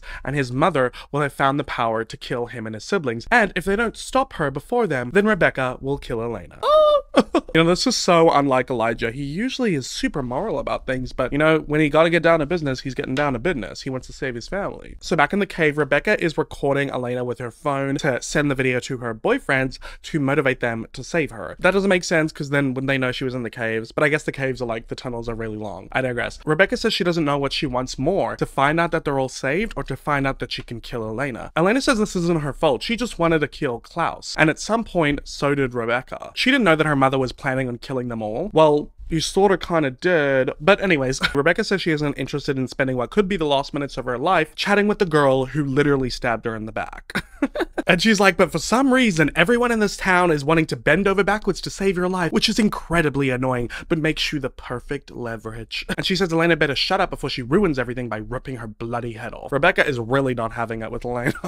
So Damon finds Stefan in the basement of the salvager house at the blood bag fridge, pondering over whether he should drink one, but Stefan just closes it and Damon says they should leave now, and Stefan's trying to think of another way that they could stop the Bennett witches without killing one of them. So Damon pulls out one of the silver daggers and white oak ash and says if they stake Elijah, then all the originals will go down because they're all linked as one. Stefan does remind Damon that the dagger doesn't work on Klaus, and Damon's like, ironically, Klaus isn't actually our problem right now. He also reminds him that the dagger is lethal to any vampire who uses it, and Damon says he might just know a human crazy enough to do it. So who does he call? But of course, none other than Rick, who's at the grill saying that Klaus and Cole are still there. And he asks Damon what the plan is, and Damon says they need to divide and conquer, but first, they're gonna need a little blonde distraction. And who do you think the blonde distraction is? Well, in walks into the grill Miss Caroline Forbes. Klaus is instantly distracted because he's infatuated with her. Caroline walks over to the bar, gives Rick a knowing look, so they're clearly on the same page. While the brothers are looking at Caroline, Cole says to Klaus that he remembers her from last time. Feisty little thing. And Klaus is like, another word and I'll rip your liver out. So he's already very defensive of Miss Caroline Care Bear. When Caroline gets to the bar, Klaus asks if she'll stop and have a drink with them. She says she'd rather die of thirst and walks away, and Klaus follows her out. He loves the chase. As Caroline's walked out of the grill into the town square, Klaus has followed her and she's like, oh my god, dude, take a hint. Klaus tells her that they had a little spat and he's over it already, and she tells him that him and his expensive jewelry and romantic drawings need to leave her alone. He tells her to just take a chance, get to know him. So Caroline sits down on the bench with him and entertains him. She asks what Klaus wants to talk about, and he says her hopes, her dreams, and everything she wants out of life. She chuckles and says that she's too smart to be seduced, and he says that's what he likes about her. So cute. Kicking my feet. So back outside the abandoned witch house, Finn is lighting torches around a pentagram on the ground made out of salt, and Esther tells the Bennett witches that the pentagram represents their connection to magic, the salt is a symbol of the earth, and the 5 torches represent her children. Bonnie asks Esther what spell she's doing, to which Esther says that because she is the witch who cast the spell that made her children into vampires, she can also reverse it. So when her children become human again, they can be killed. And as they are linked as one, Finn will be the sacrifice. With his death will come theirs. So that's her plan, is to reverse the vampire spell she did on them, turn them into humans, and then kill them. Interesting, right? Abby asks Finn why he's just willing to die, and Finn says that his mother is releasing him from an eternity of shame. It's not a sacrifice, it's a gift. I wonder if Finn would feel that same way if Klaus hadn't kept him daggered in a coffin for 900 years. He only got to really live a century and a bit, you know? I do like the idea of one of the siblings being in on it like a sacrificial lamb. I think it's a good story point. Anyway, back at the grill, Meredith is trying to play pool when Cole goes over to her and he starts bothering her with some like aggressive flirting, and she tells him to get lost, but he doesn't, and he starts touching her face, and then Rick goes over to him and is like, I think the lady told you to get lost, and Cole's like, I think I don't care, and he turns around to like probably hurt Rick, but Rick stabs Cole with a silver dagger and he goes down and Meredith catches him. I like that. I like a little heist plan situation. It's fun. So because Cole has been daggered and they're all linked as one, back in the caves, Rebecca goes grey and veiny and falls to the ground, and Elena runs to make for an escape. Back at the abandoned witch house, the same thing happens to Finn, and Esther realizes that something is wrong. And then outside the grill in the town square, Klaus doesn't go down, but he feels the effects of the dagger, because you know he's immune to it because of his werewolf side, but because he's connected to his siblings, he can still feel something, and is like, something's wrong, and he grabs Caroline and is like, what have you done? She says she didn't do anything, and then Klaus realizes Cole, and he goes back to find him. So in the basement exit of the grill, Rick is carrying Cole's body as Damon and Stefan show up to help, but then Klaus comes racing down the stairs, pulls the dagger out of Cole, throws Rick against the wall, then throws Stefan against the wall, and he goes over to Damon saying he should have killed him months ago, and Damon says that's not going to stop Esther from killing him. Klaus is shocked by this, and Damon says, oh, you didn't know I'm friends with your mummy? And she hates you just as much as we do. I love Damon. Klaus is about to kill Damon, but then Elijah shows up at the top of the stairs, like slowly coming back from the grey back to life, and tells Klaus to leave him. They need his help. Klaus asks Elijah what their mother did, and Elijah comes down the stairs holding his phone, telling Damon to tell him where the witches are, or you'll have Rebecca kill Elena right now. And Damon's like, we still have more time, and Elijah's like, not anymore. So back in the caves, Rebecca has woken up and starts running all over the tunnels looking for Elena. We see Elena out of breath somewhere falling over, and we hear Rebecca's voice echo through the tunnel saying, you can run, Elena, but you can't hide. But Elena keeps running, and she makes it to the entrance of the cave where all the, cave drawings were. Rebecca sneaks up from behind her and grabs her, and she's like, got you. But Elena headsbutts her. Rebecca falls, and Elena jumps into the cave where the vampire barrier is, and Elena's like, sorry, no vampires allowed.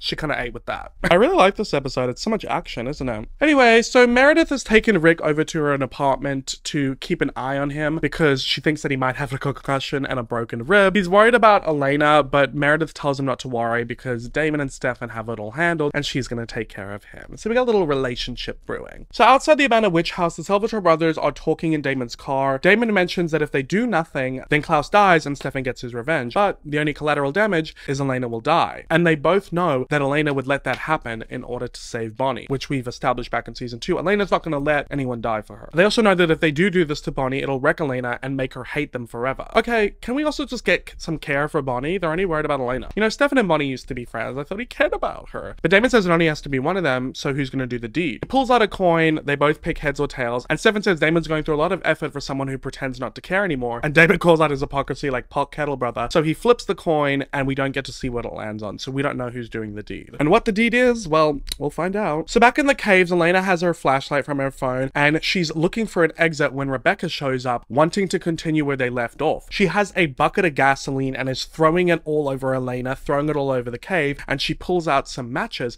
and says, "You're gonna come out or you're gonna burn." Elena calls her insane, and Rebecca's like, "I prefer spontaneous. It's probably what Damon likes about me." She is so messy. I love her. So Rebecca lights a match, throws it on the ground, the fire comes up, and then it goes back out because she's obviously lighting fire on rock. It's not gonna work. But she does tell Elena that the next match is landing on her. She starts recording Elena with her phone and asks her if she has any last words. And Elena's like, "I don't know, you tell me. You're the one whose mother's trying to kill you." Bold move. And Rebecca's like, "You should be really careful what you say to me right now." Elena points out that Rebecca's still wearing her mother's necklace, and Rebecca's like, "What? Is that it? You want this back?" So she rips off the necklace and gives it back to Elena. So obviously the necklace that Stefan gave to Elena that originally belonged to Rebecca, that originally belonged to Esther. This goddamn necklace. When will I breathe? Elena tells Rebecca that her mother isn't doing this because she hates them. She's doing it because she said she has no other choice. And Rebecca tells her that they're not girlfriends, so she can spare her the pity, and she lights another match. Elena looks at Rebecca for a moment and calls her bluff. And Rebecca asks why she thinks she wouldn't do it, and Elena says it's because she might have another chance if she's alive tomorrow. And if that's the case and she kills her now, then she would have used up all of her revenge. And isn't that what she wants? Revenge? Because she pretended to like her because she stuck a dagger in her back? And she's like, "That's why you slept with Damon, isn't it? To torment me, because I hurt your feelings." The match in Rebecca's hand goes out, and she tells Elena that the tough act doesn't suit her. But Elena said she never claimed to be tough, but they both know she's right. So she's playing some mental gymnastics here. I think Elena really does understand Rebecca. Once we get to a point where we get to see Elena's flashbacks from like who she was before the series started in high school and stuff, I feel like Elena used to be like Rebecca. Like Rebecca very much wants like that perfect human life, like captain of the cheerleader team, like quarterback boyfriend, prom queen, prom committee. She wants like Caroline's current life now. She said that in the beginning of season 3. She's like, "I want your spunk, your popularity, your boyfriend." She's always trying to one up her. And Elena was the Caroline before Caroline is the Caroline. You know, like before her parents died, that was her life. So I think Elena understands Rebecca, and that's why she's able to kind of like, you know, get into her head. That's what she did in episode 8, Ordinary People, when she was hearing her family story. So I find Elena and Rebecca's scenes very interesting. So outside the abandoned witch house, Finn tells Esther that all their siblings are coming, and she says no, the moon isn't high enough yet, and she tells Abby and Bonnie to go hide, so they both go into the abandoned witch house, and we see outside Cole, Klaus, and Elijah show up. And Esther tells Finn not to worry, they can't enter the pentagram. Cole is like, "Oh, there you are, Finn, being mother's sacrificial lamb." But Esther tells Cole to be quiet, saying that his brother has virtue that he could never imagine. Elijah's like, "But killing your own children is an atrocity." But Esther says that her only regret is that she didn't let them die 1,000 years ago. Ooh. Klaus tells her to end this now or he'll kill her himself and send her straight back to hell. She tells Klaus that for 1,000 years she's been forced to watch him, felt every pain of his victim. She says even Elijah with his claim for nobility, he's no better. All of them are a curse to this earth, stretched out over generations, and if they've come to plead their lives, they've wasted their time. Honestly, this dynamic of a mother trying to kill her own children after she created a spell in the first place to protect them, but it ended up turning them into vampires, which broke the balance of nature, and she's a witch and witches are nature's servants. Like, there are layers to this. Like Shrek said, onions have layers. I find the villain arc of the season so incredibly good because it starts off as Klaus, goes into Michael, then goes into Esther, and then you got like just the original family dynamics. It's so good. It's so... That's why it's like one of the best spin-off shows to ever exist. Argue with me in the comments, please. I dare you. Anyway, we see inside the witch house Abby and Bonnie walking through, and Bonnie says that the witch spirits will protect them from the originals, so they should get into the basement. Bonnie goes down the stairs, but Abby doesn't follow after hearing a noise. Bonnie then gets stopped by Stefan and asks what he's doing there. He tells her about how Elijah and them took Elena, and they're gonna kill her unless they stop Esther. Obviously, Bonnie is stunned by this information. She doesn't want Elena to die, but she says how they can't stop Esther. She's channeling their entire bloodline, living and dead. Stefan's like, Bonnie, if you can't stop her, we're gonna have to. And she's like, no, Stefan, no, realizing what's gonna happen. And then upstairs, we see Damon grab Abby and force feed her his blood and snap her neck. Ooh.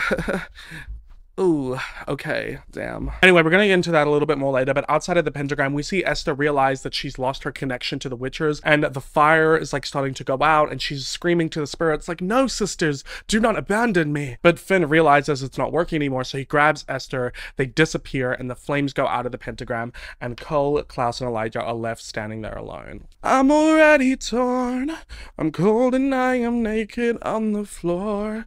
Illusion never change into something real. So in the caves, Rebecca tells Elena that she is free to go because her boys took care of the problem. Elena's confused by this, so Rebecca tells her Damon turned her witch mother into a vampire, which is really quite clever because they needed to sever the witch line, and well, you can't be a witch and a vampire. So that's how they did it, right? Because if Abby had died as a witch, Esther would still be able to channel her, but you can't be a vampire and a witch, as we learned back with the originals when they were turned into vampires. So that's why Damon turned Abby into a vampire. Pretty smart, but also Abby, Bonnie, like, that's clearly going to have some consequences, right? Anyway, before Rebecca leaves, she tells Elena that she was right. She does prefer taking her time watching her suffer. It's much more satisfying. And she just leaves her alone in the caves. So we go to the Forbes house where we see Bonnie laying on Caroline's bed with a dead Abby, her mom. She is waiting for her to wake back up. We then see Elena get to the front door and Caroline answer it. She wants to see Bonnie, but Caroline says that Bonnie doesn't want to see her. Abby's in transition and it's going to be a really hard few days. And if Bonnie needs time to deal with this, then Elena should give that to her. Elena begs Caroline to let her talk to Bonnie, saying that she's always there for her and she wants to be there for her now. Caroline says that she's sorry and that she knows Elena wants to help, but everything that happened tonight was to save Elena. And that's okay because Bonnie loves her, but somehow she's always the one that gets hurt. And yeah, thank you. Let's speak on that. Can I have a moment? Can I have a moment? Obviously, Bonnie loves Elena. She's her bestie. She doesn't want anything bad to happen to her. And it's not Elena's fault that Bonnie's mom got turned into a vampire, but you know, with Rebecca saying how everyone is willing to bend over backwards to save her life, that's what happened, right? In order to save her life, Damon turned Abby into a vampire. It's like, no matter what, someone's always gonna get hurt, and more often than not, it's Bonnie and her family that gets hurt to save Elena. I mean, she literally lost her mother because Abby, I mean, it was Abby's choice, but because Abby did that spell to protect Elena when she was a child from Michael, because he wanted to use the doppelganger to lure out Klaus, and she desiccated him,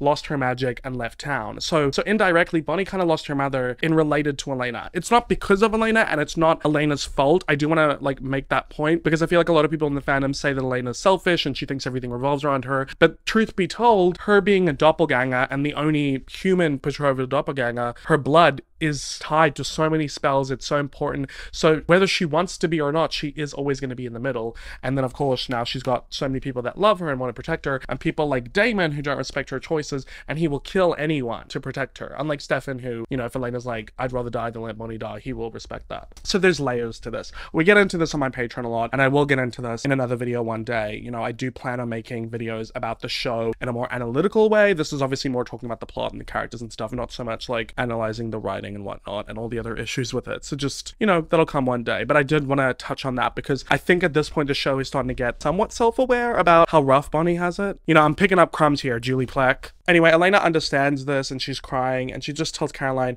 to please tell Bonnie that she loves her, and she leaves, and we see Bonnie crying the whole way, having heard this conversation between Caroline and Elena. Oh, I really struggle whenever Elena and Bonnie are not in a good place because I love their friendship so much. It gets me emo. And they just recovered from their fight over Elena getting Jeremy to get compelled. Anyway, so back at the Salvador house, Stefan goes over to Damon saying that Elijah kept his word and let Elena go so she's home safe. Damon's happy with the outcome of the night, but Stefan reveals that he's actually the one who lost the coin toss. So he was supposed to be the one to turn Abby into a vampire, and he asks Damon why he took the fall. Damon says he's not blind. Stefan's hanging on by a thread, and he wants so desperately to be the old Stefan again. Stefan says that part of himself is gone for good, but Damon asks him how long it's been since he had to drop a human blood. Stefan reluctantly answers and says the night he threatened to drive Elena off of Wickery Bridge. So that was episode 11. So that's the last time he's drank human blood. So that's clearly what's kind of, you know, his humanity switch. His humanity's coming back on. He wants to become his old self again. I'd like to be my old self again, but I'm still trying to find it. So yeah, obviously Stefan never wanting to hurt or traumatize Elena, having done that really like woke him the F up. So it was partially saving Damon's life in season 3 episode 9, and then also what he did to Elena in season 3 episode 11 that I think has brought his humanity back on. Roll up to speed there. Anyway, Damon says that Stefan has enough to feel guilty over, but he says that Damon is not fooling anyone either because he loves Elena. And Damon says he does, and he thought he could win her fair and square from Stefan, but Elena doesn't want him, and it's for the best. He's better off being the bad guy anyway. Sure, Damon. Sure, you're just over Elena that easily. Elena gets home to her room and she reads a letter from Elijah. Elijah left her a letter, so I'm going to read this out. He says to Elena, "Today I did things I abhor to protect the ones I value most, my family. If anyone can understand that, it's you. Your compassion is a gift, Elena. Carry it with you, as I will carry my regret. Always and forever, Elijah." This dynamic between Elena and Elijah still is strong, and I find it very interesting. Speaking of the originals, Rebecca gets back to the Michelson mansion asking Elijah where everyone is, and he says that Cole and Finn have left. She asks where their mother is, and Elijah says they have no mother. Only Esther, who's actually right. He talks of virtue, but when it suits him, he maims and he kills. Today, he terrorized an innocent. But Rebecca says Elena is hardly innocent. Elijah says that he's still mad at himself because he used his sister's hatred towards Elena to get what he wants. He used his sister like a weapon. But Rebecca doesn't see it that way, saying that he did what he had to do to protect them, and rightly so, because they deserve to live. She thinks that they're better than everyone, and he doesn't agree, saying that their mother made them into vampires. She didn't make them into monsters. They did that to themselves, and then he leaves. So clearly Elijah, I mean, this behavior in this episode was not super characteristic of him with his morals and his integrity or whatever, so he's clearly feeling some type of way about the way that he handled this whole situation. But, you know, Rebecca doesn't tend to agree, and I do enjoy the fact they have differences of opinion. Anyway, Rebecca then goes into Klaus's like art studio where he is burning sketches. So he's just been drawing a bunch of pictures of Caroline and he's throwing them into the fireplace, and he says that he thought that Rebecca would be gone by now like everyone else. But Rebecca tells Klaus that she hated him when she learned of how he killed their mother, but now she realizes after 1,000 years as a family, he's the only one who never left her. Okay, Rebecca, but he did dagger you and put you in a coffin when you wanted to leave him. Let's not forget that. This is another dynamic we need to get into, especially in season 4. Messy boots galore. Well, that kind of rhymed. Tea. Anyway, Klaus smiles, so he's happy from this comment, but then Rebecca says she needs to show him something, and it's the video that she took of Elena in the caves. He's asking what she's trying to show him, and she points out the drawings on the caves that the natives did the story of their family history. He's confused, like, what am I supposed to be looking at? And she says, look closer, and zooms in on a drawing of a native worshipping at the base of a white oak tree. Klaus is confused, saying that their family burnt that tree to the ground. And Rebecca points out next to the drawing that there's a native calendar, saying that 300 years after they fled the old world, there was another white oak tree that was planted. There must have been a sapling taken, planted, a new tree to replace the old. There's a tree out there that could still kill them. It's not over. Boom. Nature always has a balance. So yeah, if you remember from season 3 episode 8, Ordinary People, when Rebecca told Elena the story of her family, Esther used the power from, well, there are many ingredients that she used to create her children. You know, the sun, a doppelganger blood from Tatia, but one of the ingredients was wood from the white oak tree. She drew on its power for immortality to create the spell for her children, and around the base of it grew vervain. That's where that came from. But that's like the only thing that can kill an original is wood from the white oak tree. The tree gave them life so it could take them away. So they burned it down. That's where the ash came from. And so far it's like, well, there's no way to kill them, right? But now the cave drawings have shown that there was another white oak tree, a sapling taken from the old one and planted to create a new one. We never find out who did this. I'm going to assume it was like probably the werewolves in that tribe because they wanted to have a way to kill them. That's just my theory, but pretty cool now. There's another way to kill them. Anyway, our final scene for this episode is in Meredith's apartment. So Rick wakes up on the sofa, walks over to the bedroom to see that Meredith is asleep in her bed. He heads over to the kitchen to get some pain medication, but notices a bag filled with medical records, one of which being his medical folder. He briefly opens it before returning it, picks up another folder that belongs to Bill Forbes, one of the victim of the serial killer, and another folder belonging to Brian Walters, the other victim of the serial killer. He's looking through them really confused, and then he finds a cloth, opens it up, and it's the knife that was used to stab him. He hears the click of a gun, looks up to see Meredith pointing a gun at him, and she says, "You weren't supposed to see that," and she shoots him, and the screen goes black. Ah! Ooh, ooh. Okay, so so we're gonna be getting into the storyline here of Mystic Falls' serial killer. I don't know why it's like so exciting to have a serial killer in a show where we already have vampires, but it just is. I can't explain it. But let's get into episode 16, titled 1912. So we start the episode in a flashback back in the town square of Mystic Falls in 1912. We have Sheriff Forbes taking a, not present day Sheriff Forbes, by the way, Sheriff Forbes back then, taking a Salvatore and asking him if he'll be fine getting home. Mr. Salvatore doesn't think one councilman's murder is a cause for paranoia, so there were council members being killed back in 1912 as well. You see Mr. Salvatore walking home, but he's being stalked by someone, and then he gets stabbed in the chest, but we don't see who it is. And then it transitions back to present day, so we go from like mud and horse carriages to the town square and cars. So that's how we start off, and like I said, this is a flashback episode. So in present day, we have Carol Lockwood walking with Sheriff Forbes. Now, obviously, like I said, there was a Sheriff Forbes before, there's a Sheriff Forbes now. It was the same thing back in the 1864 flashbacks. Like, I think with the founding families, there's a lot of nepotism at plays, because we always have the Forbes in like some sort of police field. We have the Lockwoods in like usually like a law or mayory sort of thing. We have the Fells either being doctors or journalists. I'm not sure what that's about. And then we have the Gilberts being like scientists. Or, no, Gilberts being scientists or doctors. Meredith being a doctor is actually a bit different. Most of the Fells are like Logan Fell, who are journalists. I don't know. I just find the history of the town interesting, but I digress. In present day, we have Carol Lockwood walking with Liz Forbes, and she is wanting an update on where she is at with suspects for who is murdering the council members. They've got 2 council members that have been killed and attacked, and Carol is putting fire under Liz's ass, asking if there's a new suspect. Well, that suspect is Rick. We see him wake up in a jail cell, and outside of the jail cell is Liz and Damon. Rick says he didn't do anything, and Damon questions why Liz is arresting him based on what Dr. Fell said. Liz says that she's not arresting Rick, she's just detaining him because Meredith Fell gave him vampire blood to heal him, and Rick's like, from a gunshot that she inflicted. And Liz is like, well, you came at her with a knife, which isn't true. He was just holding the knife. Damon reminds Liz that Rick was one of the killer's victims, and Liz says that Meredith suggested that that wound could have been self-inflicted, and Rick's like, what, so you're saying I stabbed myself? But Liz says she doesn't know what to think. She's really stressed, saying she's got a murder on her hands with weapons from a large stash and a very large finger being pointed by a respecting founding member. Rick says Meredith is setting up, Liz says they don't have any proof of that, Damon says they'll get proof, and Liz says that he needs to stay out of it. He pushes back, and Liz is like, don't make me put you in that cell with him, Damon. So she means business, okay? I think she's really got a fire under her ass from Carol, and she really needs to figure out who is murdering the council members, because I guess it matters a lot more when it's members of the founding council as opposed to just random people that get killed and then you mock them as animal attacks, but I digress.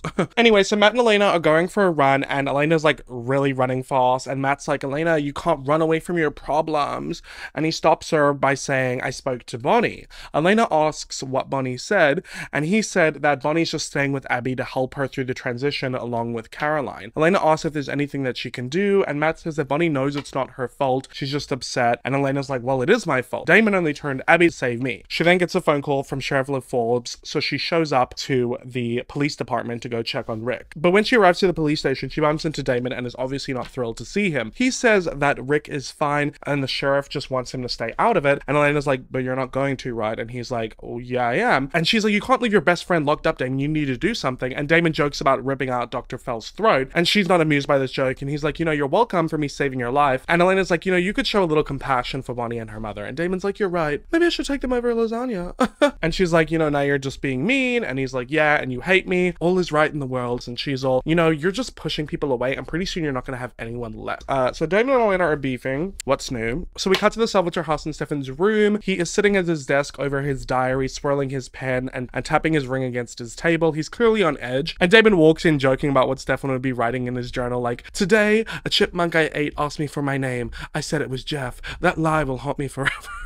Damon jokes about Stefan feeding on animals, just always cracks me up. But anyway, Stefan packs away his diary, asking what Damon wants, and he says he just wants to hang out with his brother, you know, have some brother bonding. And he's like, well, you know, we don't actually hang out, we just team up and go against the same force. And he starts rummaging through Stefan's bookshelf. He's trying to dig up clues. Most of the originals are gone now, but they have a whodunit on their hands. Damon asks Stefan if he remembers coming back to town for Zachariah's funeral. So that was the Salvatore from the opening flashback scene. And he goes on saying that that wasn't the first Founders Council member that was killed that year. And he's wondering exactly what year it is. Stefan recalls it's 1912. So Damon grabs his 1912 diary, tosses it to him, and saying, 1912, the last time Mystic Falls had a serial killer on its hands. Stefan opens his diary, and his narration sends us back into another 1912 flashback. So this is interesting because this is only a couple years before Stefan would have gone to Chicago with Klaus and Rebecca in the 1920s. And we'll see at the end of this episode what kind of mindset he was in by the end of 1912. So in the flashback, we see Stefan in the cemetery in the woods, and two women go up to him, giving their condolences, and Stefan says that Zachariah was his nephew, and he asks who they are. The first woman is Mariana Lockwood. The second woman is Samantha Gilbert. Stefan says that everyone's being really hush-hush about the details of Zachariah's death, and he's wanting to know what it's all about. So Samantha reveals that he was murdered, and he wasn't the first. Mariana tells her not to gossip, but Samantha says that Stefan should know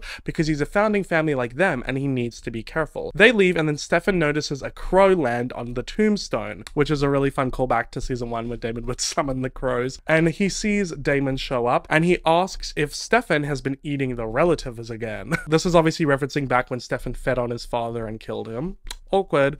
Stefan's excited to see him, saying that he hasn't seen Damon in over 50 years. He asks if Damon is still mad at him. Damon says he made him be a vampire, and now he walks the world alone feeding on human blood. So yes, he still is mad at him. Stefan questions if Damon killed Zachariah, but Damon says that Stefan's the one who killed their father. But Stefan assures him that he's not like that anymore. Damon sarcastically congratulates him, but says that he wants to live his eternal existence far away from Stefan as possible. So yeah, you remember Stefan, this time, this was like back season 1 lore, Damon is mad at Stefan because of what happened with Catherine in 1864 and because he made him turn into a vampire, so we're getting kind of that energy. But Stefan stops Damon from leaving and asks him if they can catch up for a drink because he's missed him. And clearly a part of Damon has missed him too because he agrees. Back in present day in Stefan's room, Damon asks if Stefan wants to go get drunk. And Stefan's like, oh, you're bored because your best friend is locked up and now you're looking for a drinking buddy and have nothing better to do. Damon says that may be the case, but he was also hoping that Stefan could help him solve a murder. I love a brother bonding episode. So over at the Mystic Grill, we see that Rebecca has met up with Carol Lockwood because she's looking for that long-lost white oak tree, and she can't find any record of it in the Founders archives. But Carol says that it was probably cut down and used for building in the 1900s. Then Damon and Stefan walk into the grill. Damon and Rebecca lock eyes, flirty FU eyes, and Rebecca asks Carol who kept the logging records from that period, and she says, can you guess, the Salvatores. Over at the bar, Damon asks Stefan what all the victims had in common, but is distracted by Stefan tapping his ring against the table and tells him to knock it off. He says that quitting blood cold turkey after a ripper binge is probably not the best approach, and every time he plays this all or nothing game, he eventually leaves a trail of bodies. So it's time to pay his friend moderation a visit, which is so dumb. I don't know why Damon keeps trying with this moderation thing. It doesn't work. The one time it did work was when he had a drop of Elena's blood each day back in season 2, but the second things got messy, it didn't work out anymore. You know, it's just like, let him be, Damon. I don't like how Damon gets involved, and we'll see in this episode how that's gone before. Just saying. Anyway, Stefan reverts back to the original subject by saying that all the victims were members of the Founders Council, but Damon says that Alark and Brian Walters are not founding families though. And if you're going to slaughter a council member, why not go for a founder, like in 1912, when a Salvatore was killed? Rebecca then shows up and says, and which Salvatore would that be? So now she's trying to find out where the white oak tree is, and she needs their logging records. So back in the police station, Sheriff Liz Forbes is talking with Rick, and Liz says that Rick was there when Meredith had her altercation with Brian Walters. Rick's confused by this, like, what does this have to do with me? You think I was defending her honor? And Rick knew of Bill Forbes threatening to get Meredith's medical license revoked because of her using vampire blood to heal people. He denies knowing this information, and she's like, what, you didn't have a phone conversation with her at 2 a.m? I have the phone records, Rick. Rick realizes that it's that night where he got drunk and he drunk dialed Meredith, so he doesn't remember the conversation. So then Liz asks if he has an alibi for the night Brian Walters was killed, and he said that he was at the Founders event that night. She saw him, and she says that his time of death was placed between 1 a.m. and 3 a.m. well after the event. Rick's like, well, I must have been at home. I must have been. But he's clearly so confused. Like, he can't remember, like, where he was during these times. He's been getting drunk, and Liz is looking at him like, it's not looking good. So back at the grill, Rebecca is asking about Zachariah being Damon and Stefan's nephew, and we finally learn about how there were other Salvatores beyond Damon and Stefan, because obviously neither of them had children. So Damon reveals that their father got a maid knocked up during the Civil War, and she had a son, and the family name had to go somewhere. So that's how, like, Zach Salvatore from season 1 exists, or other Salvatores, is because they have a bastard brother that we never get to meet. So that kind of sucks. But I digress. Rebecca asks about their family and if they kept logging records. Damon's questioning all of her questions, and she says she's just doing town research. She grew up here after all, and he tells her not to disguise her true motives. If she wants more sex with him, she should just ask. Oh my god. But Rebecca says there's not enough liquor in the world for that, and Damon's like, oh please, you know it was too good. Oh my god. Anyway, she changes the subject back, asking if they ever caught the killer, and Damon says that they blamed it on vampires. Stefan says maybe it was, and looks at Damon accusatory, and Damon's like, don't think that you didn't cross my mind too, brother, but these murders weren't exactly your style. And besides, there were no other vampires circling around back then. Stefan says that there was one, and asks if he remembers Sage. Damon recalls Sage and says, speaking of good sex. And we transition back to another 1912 flashback. So in the flashback, Stefan is taking the bottle away from Damon, telling him he's had enough, and they're walking into a tent where there's a boxing match. There is a sexy redhead punching a guy to the floor on a mat and asks who's next. She'll give $100 to any man who can beat her, and her and Damon lock eyes. And this is a new character named Sage. Ooh, little blue tag. And this is our final character to be introduced for this season. Oh my god, that's exciting. I mean, besides this person, but that character's somewhere. So anyway, Stefan whispers to Damon that he can teach him how to survive without human blood, but Damon says he does not get to lecture him on how he lives his life anymore. He leaves and Sage bumps into Damon, asking his name. He doesn't give it, and she stuffs a $100 bill into his pants and says, you seem like a gambling man. Back in present day at the Mr. Grill, Rebecca says that she knew a Sage once, trashy little thing. Damon questions why Stefan thinks that the killer could have been Sage, and he says, well, the town was looking for a grown man, but what happens if the killer was a woman? So messed up how sexism was back in the day. They're looking for a killer and it doesn't even cross the town's mind that the killer could be a woman. Equal rights. So back at the Mystic Falls Hospital, Meredith gets out of her car and Elena stops her, saying that she knows Rick didn't do anything. Meredith asks how she knows this. Sure, Rick takes care of her, but how much does she actually know about him? Elena says enough, and Meredith says she'll tell her what she knows. Lark was arrested for fighting 4 times by the age of 21. When he was at Duke, his future wife Isabel filed a restraining order against him twice. Elena says she's making all this up, and Meredith calls her out, saying you took pity on a borderline alcoholic vampire hunter without ever having to think to look deeper. Elena goes on saying Rick would never hurt anyone, let alone kill anyone, and Meredith's like, Elena, you date vampires, so it shouldn't come to a shock to you to learn that your guardian is a murderer. And she walks away. I don't wanna be a murderer. So back at the Mr. Grill, Rebecca asks Damon to tell him more about his old relatives, because she's heard they tore half the town's woods to build this town. She's not being subtle at all. But Damon grabs the bottle of bourbon, gets up, and tells Rebecca it's boys' night, and leaves with Stefan.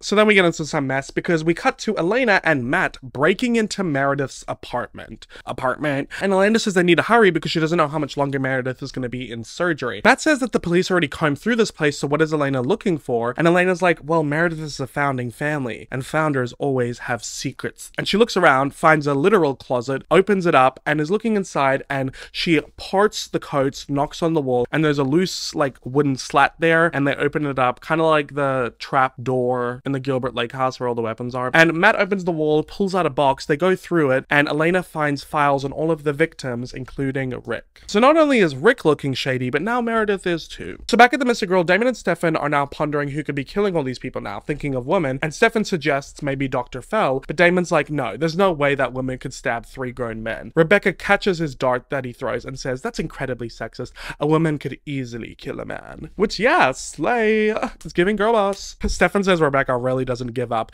and she asks why Stefan's so grumpy. He was a lot more fun in the 20s. Damon says it's because of his master cleanse, and he's so self-righteous when he's testy, but Stefan says that he's not. He's just not interested in slaughtering innocent human beings anymore. Damon says fair enough, and pulls out Stefan's diary, saying he used to be self-righteous, and him and Rebecca read a judgy excerpt talking about Damon's off-the-rails behavior. Rebecca says that Damon didn't seem like that much fun either back then, and he says he wasn't because the woman he was in love with was stuck in a tomb. We cut back to the flashback in 1912, where Damon is feeding on a woman, she falls to the ground dead, and Sage shows up behind him and tells him that he's doing it all wrong. Bad vampire. Damon says he's not interested in what she has to say on his form, but she goes on saying that a woman isn't just for food, she's for pleasure. Okay, bisexual queen. He goes to leave saying he's spoken for, but she grabs him and says, we're all spoken for in some way or another. But what's the point of being a vampire if you can't relish in it? And she's gonna show him how. She takes him back inside to the boxing match tent, watching all the men fighting. But Sage tells Damon to look at all the beautiful women, and we see all these women like gasping at the men beating each other up in the boxing ring. And the women that they're looking at are like a little bit more revealing, I guess, for the time. But Sage tells Damon, no, you don't want those women. They're too desperate for attention. Points his direction to these other women who are like dressed very conservatively. You can't see anything but their face. Two of them being Samantha Gilbert and Mariana Lockwood. And she says, you want those women, the one that are all buttoned up. They can't tear their eyes away from the fight. And those are the women who secretly crave seduction. I really like this actress, by the way. She's like, the way she talks, it's very sultry. It's very sexy. It adds an element of sexiness to the show that we haven't quite had since Miss Katarina. I mean, Catherine's on a whole other level, but I'll just say this. She points out Samantha Gilbert to Damon and says, go for her.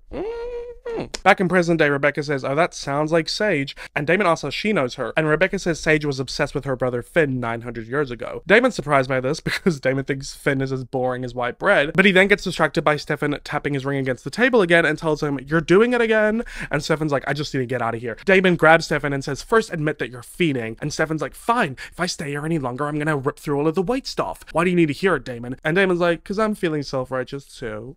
Back at Meredith's apartment, Elena and Matt are both going through Meredith's things, and Elena notices an old Gilbert journal, wondering why Meredith of all people would have it. You know, like circa Jonathan Gilbert journals from season 1 and 2. Matt then finds a letter from the Corny Counter's office, that sounds so American, saying the medical examiner didn't actually sign off on the murder of Brian Walters happening between 1 and 3 a.m. So that means Meredith lied. They then hear footsteps to the front door and hide in the closet, and we see Meredith walk in. She grabs a coat and they hear the front door close. So they come out of the closet, but as they open the door, Meredith is standing there waiting for them. So she obviously was like closing the door so they would think that she left, but she didn't. But how did she know that they were there?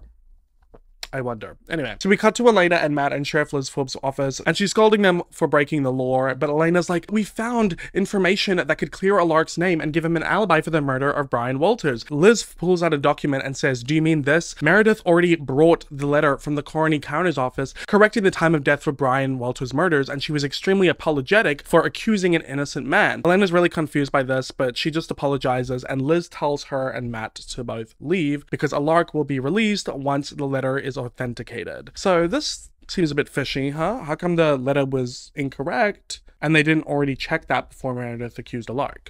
This whole episode, you know what I just realized? We got Matt and Elena trying to investigate, like, Meredith, and then we've got Liz trying to investigate Alark, and then we've got Damon and Stefan trying to figure out these murders, and then Rebecca trying to get information out of them. It's very, like, sleuthy Pink Panther investigation situation in this episode. You know? I don't know what I'm doing, to be honest. Did I just insult French people? Because that was not my intention, but I feel like that's what it's giving. It's a certain je ne sais quoi, you say? Anyway, we cut to outside of the grill where Stefan is walking, freaking out. He's on edge. He's like fiending, you know, kind of like me whenever I try to quit vaping.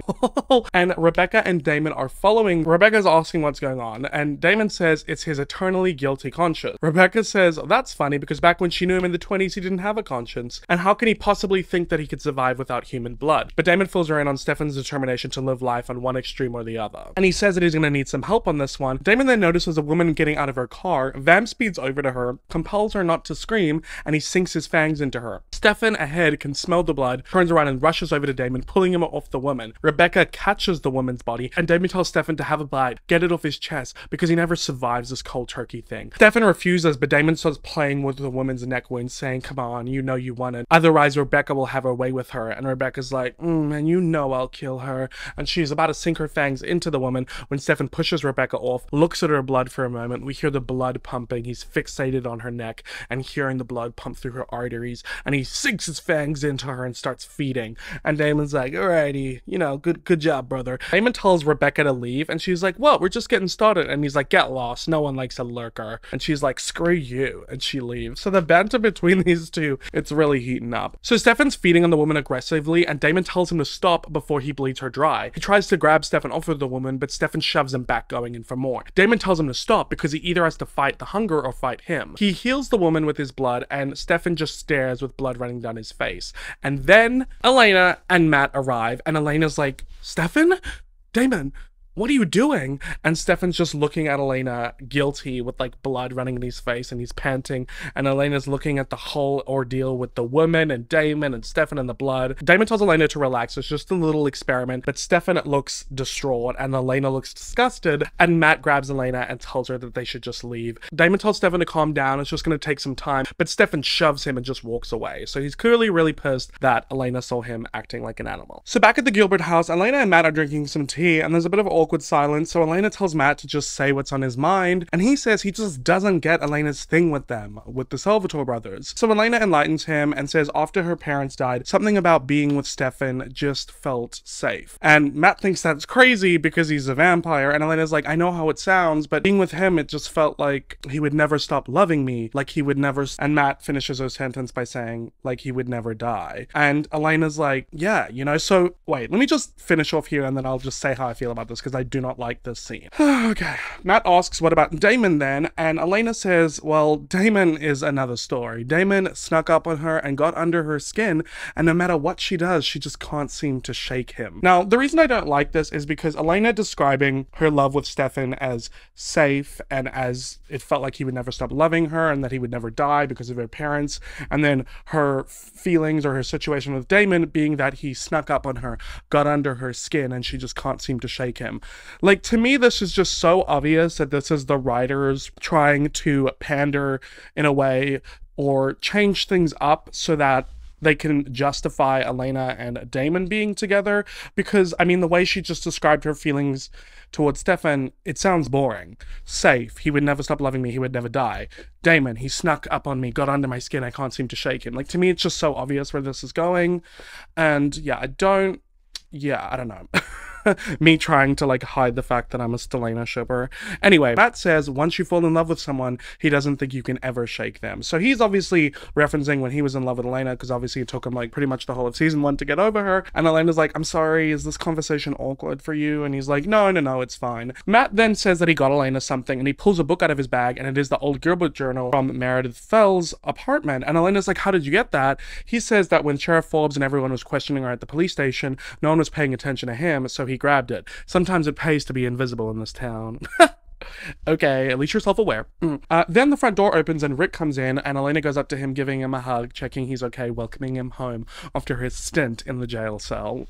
So over at the Salvatore house, Stefan is brooding, staring into the fire, because he's obviously just reeling from the situation of Elena walking in on him being full vamp mode. Damon comes in talking about how Sheriff Forbes released Rick and she doesn't have any more suspects, and he can tell that Stefan is like not in a good way, and he tells him that it may not seem like it, but he did well tonight, and he's gonna be the king of moderation soon. Elena will understand. And Stefan's like, Damon, why do you even care? All this brother bonding and getting Elena to hate you. He thinks Damon's feeling guilty because he kissed Elena and how that's gonna make Stefan feel, but he tells him to cut it out because it was a lot easier when Damon just hated him. Damon asks him if for 1 minute he can just believe that he actually wants to help him, but Stefan says he doesn't want his help, and so Damon reminds him, do you remember what happened last time you said you didn't want my help and I convinced you to drink human blood? And then we cut back to another 1912 flashback. So Damon is teaching Stefan what Sage taught him about like picking out a woman in the crowd and like how he's gonna feed on her and how you can have the pleasure, you know, how to be a proper vampire, if you will. Stefan doesn't want to do this because he's currently on his animal blood diet because of Lexi, and you know, he just says, I don't want to feed on human blood. But Damon says that Stefan has forgotten what it feels like. He's forgotten how good it is,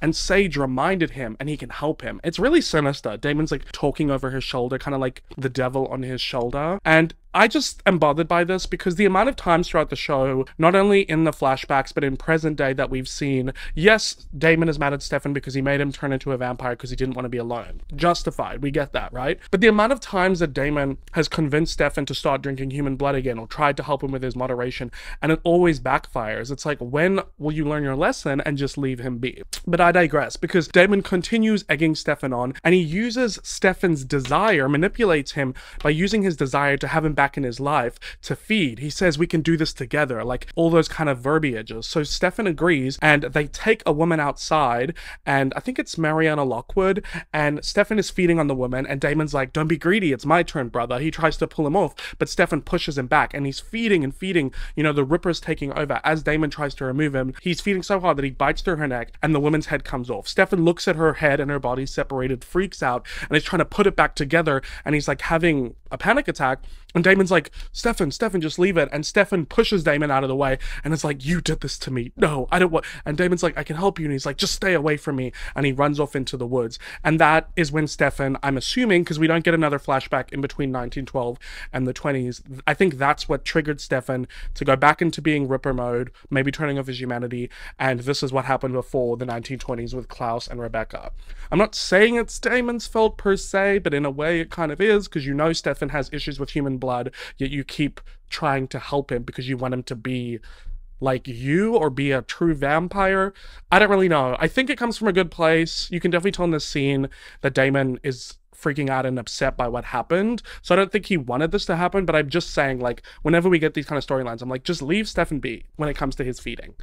Okay, moving on. I just had to have a little bit of a rant when it comes to that situation. But Damon does feel remorse about the situation because back in present day, Damon says that after that situation, when Stefan didn't take his help, that's when Stefan left and became the Ripper of Monterey because Damon let him walk away and go over the edge and he did nothing to stop him. So the Ripper of Monterey, by the way, is something you'll learn in, I believe it's season 7, about how during Stefan's No Humanity Ripper phase, he ripped through an entire village in Monterey, so he's known as the Ripper of Monterey. But Stefan tells Damon it's not his fault, he couldn't have helped him, but Damon says he could have, he just didn't want to. Okay, but he does want to now. Whenever Stefan goes too far, he will be there to pull him back every day until he doesn't need him anymore. So he's wanting to be a good brother now, he's wanting to support him, because back then he set him over the edge, but he admits he didn't actually care or want to help him. Stefan asks why now. They're both on the verge of tears. It's a really cute brother moment, and Damon says, because right now, Stefan, you're all I got.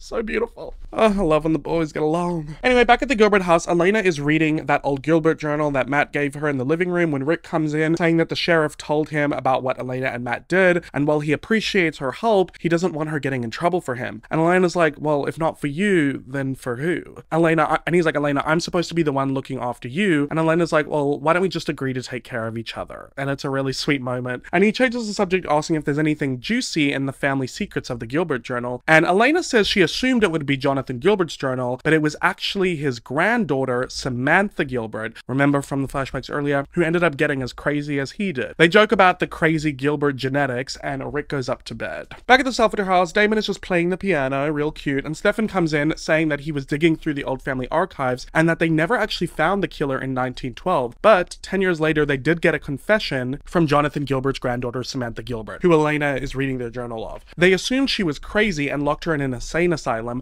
but there's no more info because, you know, founding families like to cover up their dirty secrets. Damon thinks that that's pretty weird because he's pretty sure he'd already killed her before that. Oh my god, this is so juicy. This is a good episode. So then at the Gilbert house, Meredith shows up at the front door. Rick is naturally pissed at her for getting him arrested, and she says that she actually forged the coroner's report to free him and clear his name. He says people are right about her, she really is psycho, and he goes to close the door, but she stops him saying that now that he's clear, they'll look somewhere else, and she knows that he has no reason to trust her, but she really needs him to let her in and explain. Upstairs, we see Elena in her room still reading the ramblings of Samantha Gilbert's journal, and we hear Samantha's narration in the journal saying stuff like, I'm not feeling like myself, I'm losing time, I feel like I'm going mad, and her handwriting is getting more and more crazy and sporadic, so she's clearly going insane. Back in the Salvatore house, Stefan asks Damon if he thinks Samantha might be alive now and still killing founders, but Damon says if she was a vampire, they would have known about it. Stefan suggests maybe she has a Gilbert ring that brings her back to life, and Damon says, well, even if she did, that ring wouldn't have stopped her from dying from old age, she wouldn't still be alive today. And Stefan says, well, Jonathan Gilbert made 2 of those rings, one of which Jeremy has, the other of which a Lark has. Oh, we're ramping up! Back at the Gilbert house, Meredith is showing Rick the files of the victims, Sir Brian Walters, Bill Forbes, and then himself, saying that they were all killed with Rick's weapons. So it's actually the Gilbert family weapons, but they're the weapons that he uses. He's confused, saying that he was attacked as well, and Meredith says with his own knife, which could have been self-inflicted. He says it's impossible because he would know if he was killing people, and she questions if he really would, saying, have you ever had blackouts, lost time, which we know he has, but he thinks that's just because he's borderline alcoholic, and he calls her insane, insane? And she says, no, but I think you might be. And she's like, you wear a ring that lets you cheat death, Rick. How many times do you think you can die before it changes you? It's so good. Oh my god, I love this storyline. He's stunned and speechless, looking at his ring, and Meredith goes on saying that she thinks that he's sick and she wants to help him. This happened before 100 years ago. She then hears a noise. They both turn around to notice an emotional Elena who's come down the stairs holding Samantha Gilbert's journal, and she says, I think Meredith might be right, Rick.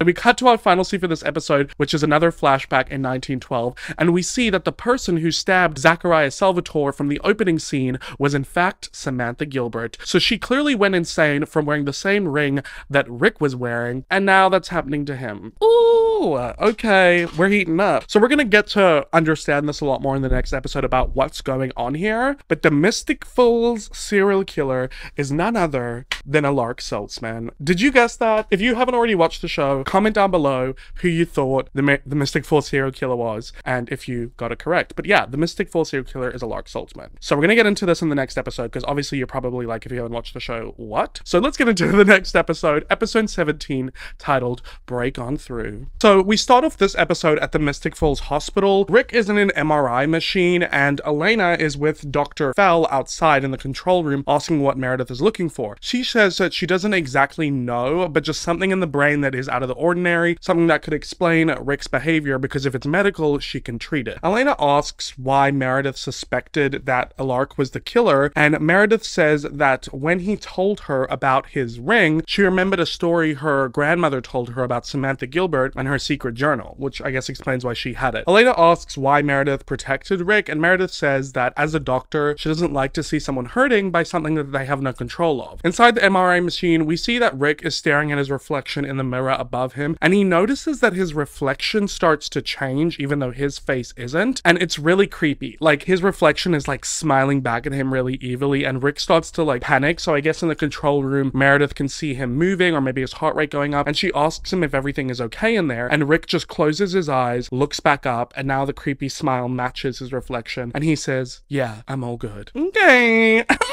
I really like this, and this connects towards the end of the season. So this Rick situation, we've got a lot to get into. But after the scan, Elena tells Rick that Meredith says that everything is normal, and he's frustrated, saying of course it is, because there's no way that he killed anyone, let alone stabbed himself. But when he looks down at his ring, he has a moment and says, or maybe he has really gone mad like Elena's ancestor, who wore the same ring. Elena says that she's gonna go ahead and try call Bonnie, because the rings were made by a Bennett witch. Remember, Emily Bennett's the one who actually spelled them to work by Jonathan Gilbert. So maybe she can reverse the damage. Rick gives Elena the ring, saying he doesn't want it anymore. Then Damon shows up asking if he's ready to go, and Rick says he'll meet them outside. He's just gonna go check out. Elena gives Damon a pissed off look and leaves, and he follows her out into the hospital parking lot, and he's talking about how he's gonna take care of Rick, but Elena's more so interested in what happened the other night, and asks Damon how he could take Stefan on a vampire pub crawl like that. They argue back and forth, but Damon says that he made Stefan do it because they're vampires, and they need human blood to survive, but Elena disagrees, saying that Stefan found a way before, but Damon says that Stefan's on a delusional wagon that he keeps falling off of, and what he really needs to learn is control. But Elena says Stefan was in control when he was feeding on her blood little bits day by day to build up his tolerance. But Damon's like, oh yeah, that was back when you guys were in fairyland. And Elena's like, the point is, I don't think you're exactly the one to be teaching him self-control. And she gets in her car and drives off. So she clearly doesn't agree with Damon's approach when it comes to teaching Stefan moderation. So over at Abby's little farmhouse cottage over in Georgia, I believe it is, Caroline meets Bonnie from the porch. She just got back from the hospital and she bought some blood bags in a cooler box. Bonnie then looks over at Abby, who's in the garden, and she's just staring at her garden. And she says she's been out there all morning. She doesn't think she's taking it well, but Caroline reassures her that it's just going to take some time to adjust. They both go over to Abby, who looks quite distraught, and she says that she can't feel her garden anymore. She walks away, and Caroline asks Bonnie what she's talking about. So Bonnie crouches down to the plants and puts her hand around a dead one and uses her magic to bring it back to life, saying that witches have a connection to the earth. They can literally feel nature. But when Abby was turned into a vampire, she lost that, and she doesn't really know how to help her. And this is really great. It's always nice to see Bonnie with her mom, and we get to see her trying to help her adjust to this new vamp life and get to see the repercussions of the actions of other people. And so Alark, Meredith, and Damon arrive to Wickery Bridge. Remember the same bridge Elena's parents drove off of and they died, but she survived because Stefan saved her. And there are a bunch of construction workers there and townspeople, and it's because the town is restoring the bridge. Remember a couple episodes ago we had with Carol Lockwood and Sheriff Forbes and everyone at an event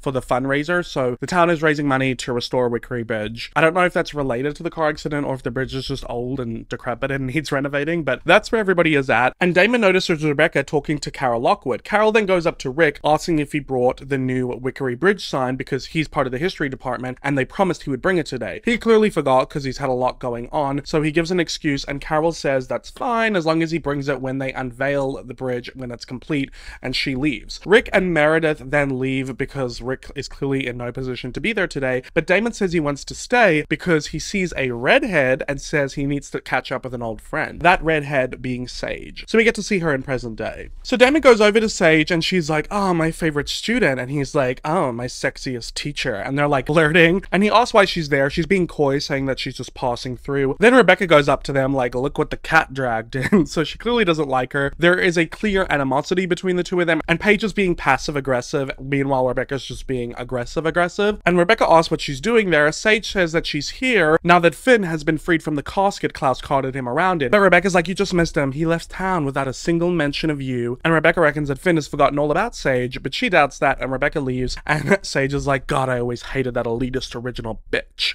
The girls are fighting. One thing about Rebecca, she's gonna fight with the girls. She's not a girl's girl, that's for sure. So over at the Salvator house, Stefan is pouring himself a drink from a blood bag, but he doesn't actually sip it because in walks Elena from the hallway with a book, saying that Damon told her that no one was there, otherwise she would have let him know that she'd come. He says it's fine, he just got home. It's kind of like awkward vibes between the two of them because they haven't seen each other since the pub crawl. Elena walks over to Stefan asking if he's okay, and he cuts her off saying, is that everything that she needs? And she's like, yeah, it's kind of awkward, she's about to leave, but Stefan stops her saying, you know, you don't need to read that book, Elena, I already read about it. Samantha Gilbert was committed into an insane asylum. She tried to give herself a lobotomy with a knitting needle and bled to death on the floor of her cell. If the same thing is happening to a Lark, there's nothing you can do to help him. Elena nods, thanking Stefan for the information, and looks down at his glass of blood, telling him he can get back to whatever he was doing, and leaves. But Stefan does not drink the blood. So Damon and Sage are walking through the woods, catching up. He's surprised that she came back for Finn of all people, because, you know, Damon thinks he's really boring, but Sage says that Finn is her one true love,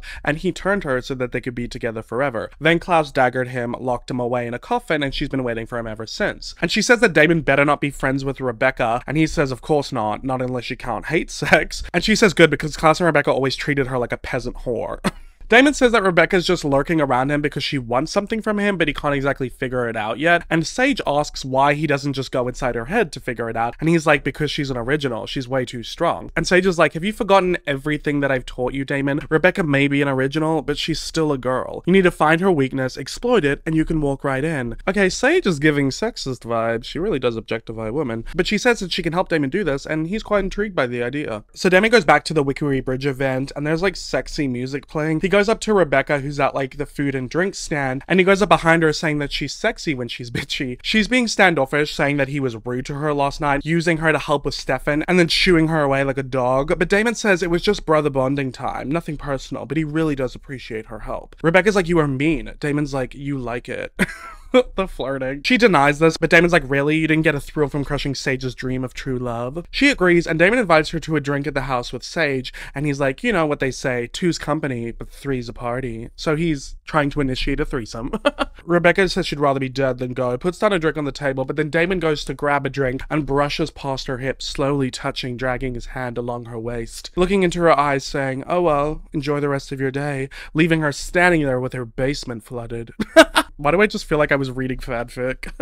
So back at Abby's house, Caroline goes over to Jamie at the barn, and he's chopping wood, and she says that Abby's been missing him at the house, but he says he's been busy. Caroline then leans down to like go pick up some wood. Jamie freaks out, holds up the axe towards her, and is like, whoa, whoa, and she's like, I was just gonna help you bring the firewood to the house, chill. She then realizes that Jamie is scared of Abby, and that's why he hasn't been seeing her, and she says that Abby needs to be in contact with the people that she loves so she can feel normal, and he's like, she's a vampire, there's nothing normal about her. But she reminds him that Abby didn't choose this, it was forced on her, and she's trying to make the best of it for him and Bonnie. Her phone then rings, and she tells Jamie, you just need to get over yourself. Wait, before we continue, let me just take off this jacket. I'm sweating up a storm. I'm burning up for you, baby. Red dress. One thing about a leather jacket, it's gonna make me sweat. I don't get how people wear this so much in the show, but I digress. So Caroline answers the phone and it's Elena saying that she gets that Bonnie's still mad at her, but she's not returning her calls and she really needs to talk to her because something terrible has happened to Rick and she needs her help. In the dining room at the Gilbert house, Rick is going through his criminal record with Meredith, saying that he doesn't strike her as a violent guy despite everything. And he goes through his files of all of his police record altercations, saying that all the guys had it coming. He then comes clean with Meredith, admitting and says that she should know that he killed her cousin,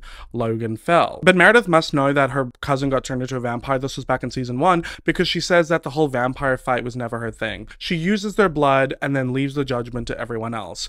Rick then looks down at his ring, saying that this is what started it all, and it was him thinking that he was angry enough to take on vampires. So he's just really reflecting on the point of his life that he's gotten to. Fair enough. I mean, imagine that you're killing people and you don't even know about it. So at the Salvatore house, Damon finds Stefan in the basement at the fridge with all the blood bags, and he's binging on them. There's like empty blood bags everywhere. And he stops him, telling him he needs to gain control. Stefan asks what he told Elena, and he says that he told her that Stefan's a vampire who needs human blood. They both do, and she needs to get over it. And he needs to stop being ashamed of who he is. Stefan grabs him and tells him next time he talks to Elena, he better leave him out of it. Damon agrees and tells him that if he's not interested in a Sage Rebecca sex sandwich, he better get lost. The way that this was like such a serious start, like Damon finding Stefan binging on blood bags, and then it just turns into BG dubs him having a threesome, you need to leave.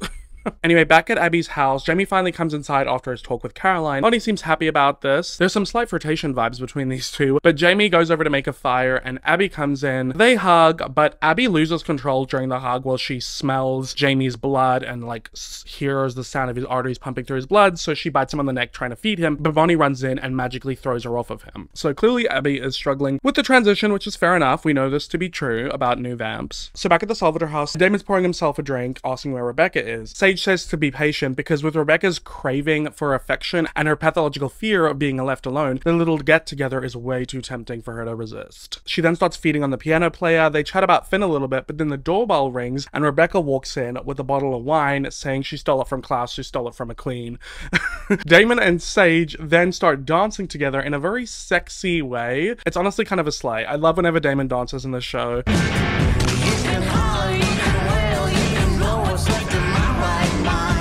That's a vibe. Rebecca is just sitting next to the piano guy, just watching them, and then she starts feeding on the piano guy, and then Damon goes up to the piano guy, starts feeding on him as well. The compelled piano player is drained of his blood and dead, so Damon throws him aside, goes up to Rebecca, and starts making out with her. Rebecca stops him, asking what about Sage, and Damon's like, I don't want her, I want you. And then he takes her away into a room. You know, this being a teen show kind of amazes me with how sexual it gets sometimes, but I'm not complaining. Ugh. I like, you know, bringing back the sexiness of vampires. Bring it back. Seems like no one wants to suck blood and be sexy these days. So back at Abby's house, she is panicking and Bonnie's trying to calm her down, and she's like, I should just leave before I hurt Jamie again or before I hurt you. And Bonnie's like, the only way you can hurt me is if you leave. She tells her not to give up on her again, gives Abby some herbs to calm down the cravings, and then Caroline comes out saying that she healed Jamie and she needs a favor from Bonnie. So at the Gilbert house, Rick gives Elena a piece of paper with important passwords, codes, and phone numbers to ensure that if anything happens to him, Elena and Jeremy will be safe. But Elena's like, Rick, nothing's gonna happen to you. And he's like, I just gotta make sure. And she's like, don't even think like that. So he's like preparing for the end. Elena then gets a phone call from Caroline, who said that Bonnie said that Abby said that Bonnie can do a spell because whatever is the magic in the ring that's doing this to Rick,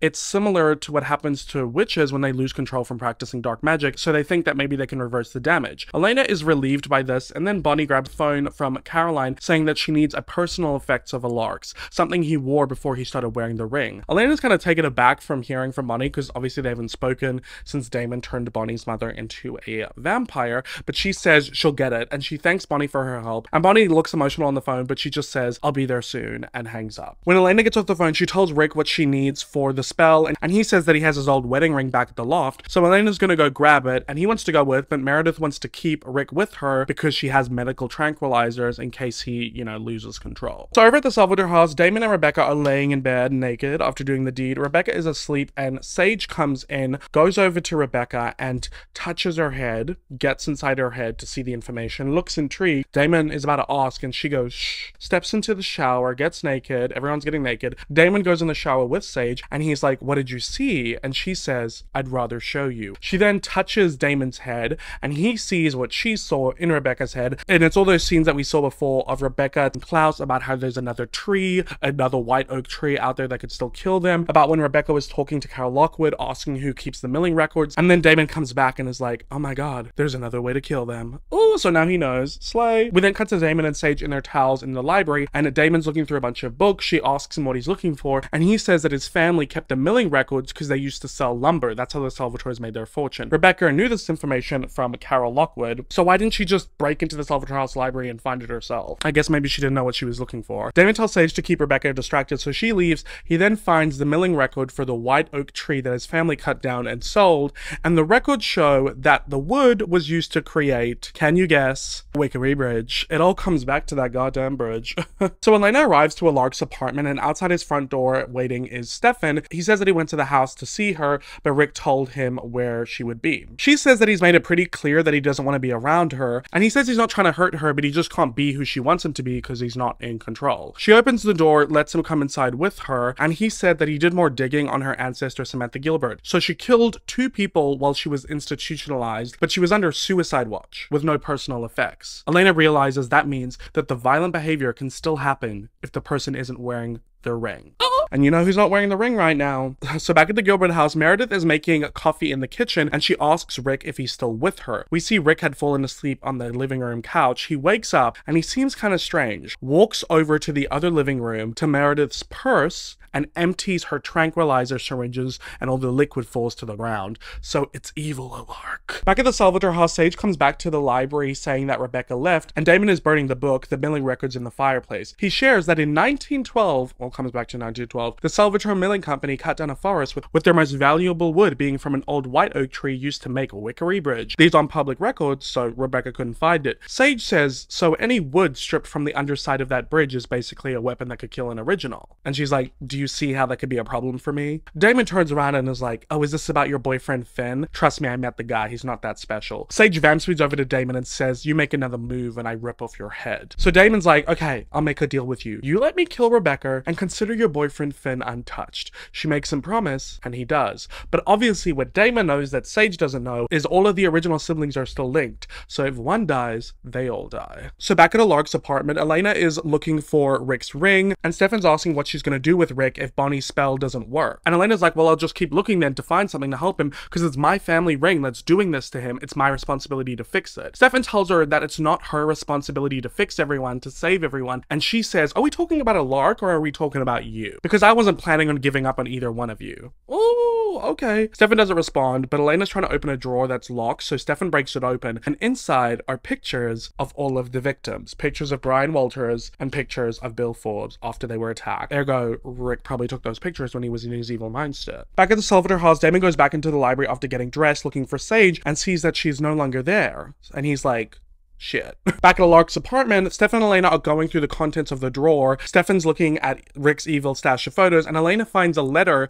that Rick wrote for Jeremy. So the letter reads, Jeremy, if anything happens to me, carry on my work. You have the other ring. Let the ring make you strong. The council must be cleansed before the work can begin. Stefan then finds a list of council members, rosters, saying, is this Rick's hit list? And Elena's like, no, this can't be Rick's. And Stefan's like, who else do you think wrote this? So she rips up the pages and finds an empty bottle with Rick's wedding ring in it and says they need to get back to the house. So she's like somewhat in denial, but like the proof's all there, honey. The proof's in the pudding. So in the Gilbert house, Rick walks over to Meredith. He's still looking creepy, but her back's turned to him and she's making them sandwiches and they're making chit chat until Rick asks Meredith, do you ever feel remorse? She looks up, scared, turns around, and Rick grabs a knife off of the kitchen counter. She stands there frozen and he walks slowly towards her and says, you're a council member and the council was formed to protect the people of this town from vampires, and yet here you all are, just looking the other way, ignoring your responsibilities, like you and your vampire blood.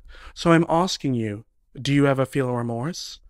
Because you should. And then he charges towards her with the knife. She grabs a cup of hot coffee, throws the coffee on him, and smashes the glass against him and runs off. Meredith runs to the front room to try and grab her tranquilizers, but she sees that they're empty. So she runs towards the stairs, but then Rick shows up and slashes her with a knife. She falls on the stairs, kicks the knife out of his hand, runs up the stairs into Elena and Jeremy's Jack and Jill bathroom that not only has a door into both of their bedrooms, but also a door into the hallway. She's trying to lock all of the doors, and when she gets to the third one, Rick is there and he's pushing up against the door trying to get through. So she finds a pair of hair scissors off of the counter, grabs them and jams them into Rick's hand. He pulls his arm back and she's able to lock the door door, and she falls to the ground looking down at her wound, and there's blood gushing out of her gut. Oh my god, Meredith. I don't even care about you, but this is intense. So we cut to Damon speeding in his car to Wickery Bridge, but there's this huge fire, and Rebecca has burned a bunch of the wood, so there's no longer any white oak wood left. He's pissed off, but when he turns around, he sees Sage. He's pissed at her for ruining his plan, but she's pissed at him for lying, saying that he didn't tell her about how the originals are linked, so if he killed one, Finn would die too. Damon's a bit shocked that she knew this information, and she's like, don't you think if I could get inside Rebecca's head, I didn't get inside of yours too? So that's how she found out that information. And he tells her, your long-lost love has a suicide wish, and when Mama Witch linked all of the original siblings together, he offered himself off as sacrificial lamb. Sage is shocked by this information and doesn't want to believe it, but Damon's like, he doesn't love you or anyone else,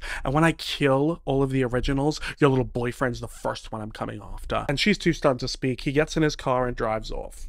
So Stefan and Elena walk into the Gilbert house, and Stefan senses something, so he tells Elena to be quiet. She stays by the front door. He walks into the kitchen where he sees the broken mug and the blood on the floor. Rick then comes walking down the stairs towards Elena with a cloth around his hand. Elena asks where Meredith is, and he says that she got called into the hospital, but she'll be back later. Elena asks what happened to his hand. He makes an excuse saying he cut his hand when he was cleaning up broken glass, and he's walking down the stairs asking if Elena got his ring. She's looking suspicious at him, so she lies, says she couldn't find it. He's like, did you catch up with Stefan? And she's like, no, he wasn't there. Rick's getting closer to Elena, and he looks behind her. She follows his eyeline to see a knife on the ground covered in blood and looks back at him. He's about to lunge towards her, but then Stefan comes up behind Rick and puts him in a headlock. Elena tells him not to hurt him. He says he's trying not to, so he chokes Rick until he passes out. After this kerfuffle, Stefan senses that he can smell blood, so he walks up the stairs to the bathroom with Elena following him. He breaks through the door, and they both see Meredith laying there covered in blood, unconscious. Elena goes up to her, being like, Stefan, help her, but Stefan's looking down at her, and his eyes are getting all veiny and red because he's struggling with the blood. Obviously, we know he's in a moment of struggling with control, but he pushes through it, bites himself, feeds Meredith, healing her. Elena looks at him like, oh my god, he did that. And he leaves because, I mean, there's only so much he can handle right now. But yeah, Meredith is gonna be okay. Oh, that was intense. Anyway, the next morning in the Gilbert house, Rick wakes up in his bed with Damon in a chair next to him saying that Bonnie did a spell to keep the inner killer in him at bay because he's got a cancer killer ego, so they're gonna have to pack up his stuff, take him to his loft, and put him under house arrest. Rick is clearly confused because when stuff like this happens, he blacks out, he doesn't remember anything, and he asks where Meredith is. What happened? And Damon's like, she'll be okay, Rick. Can you imagine that? Like, you black out, you have no control over yourself, and you're just killing people. Crazy. So downstairs in the kitchen, Elena's washing some dishes when Bonnie shows up saying that Abby told her that with Rick, all the dying and coming back to life might have chipped away at his psyche, making it easier for the darkness to take hold.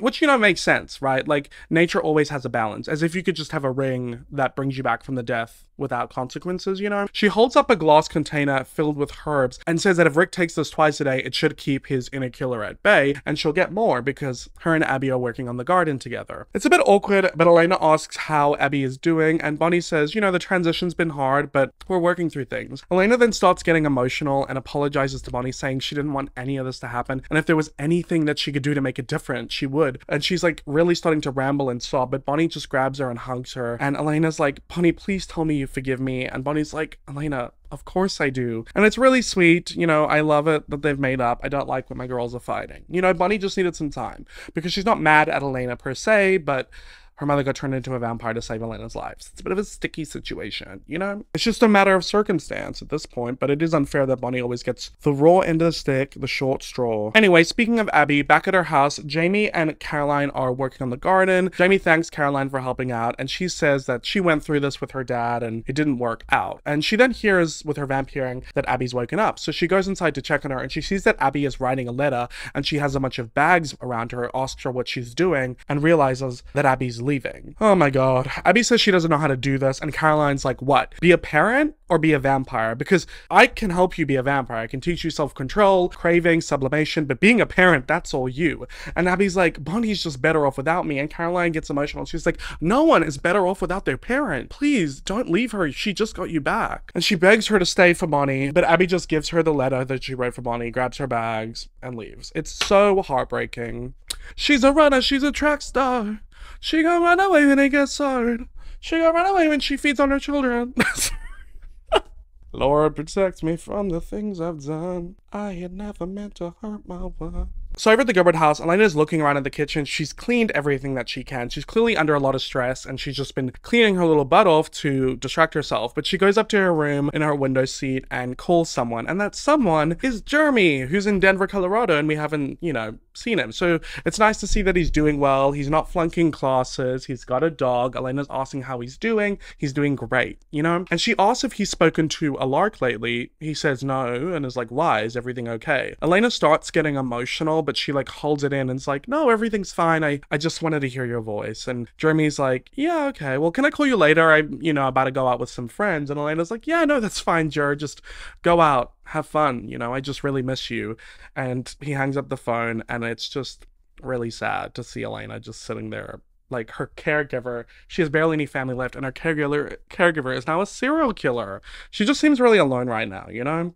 Like, she doesn't have her besties because Bonnie's at her family's house and she's struggling with Abby, and Caroline's been helping her, and she's not with Damon or Stefan right now, and Rick's going crazy, and Jeremy's not there. I just feel like Elena's really alone, bar the support she has from Matt, but how much is that worth?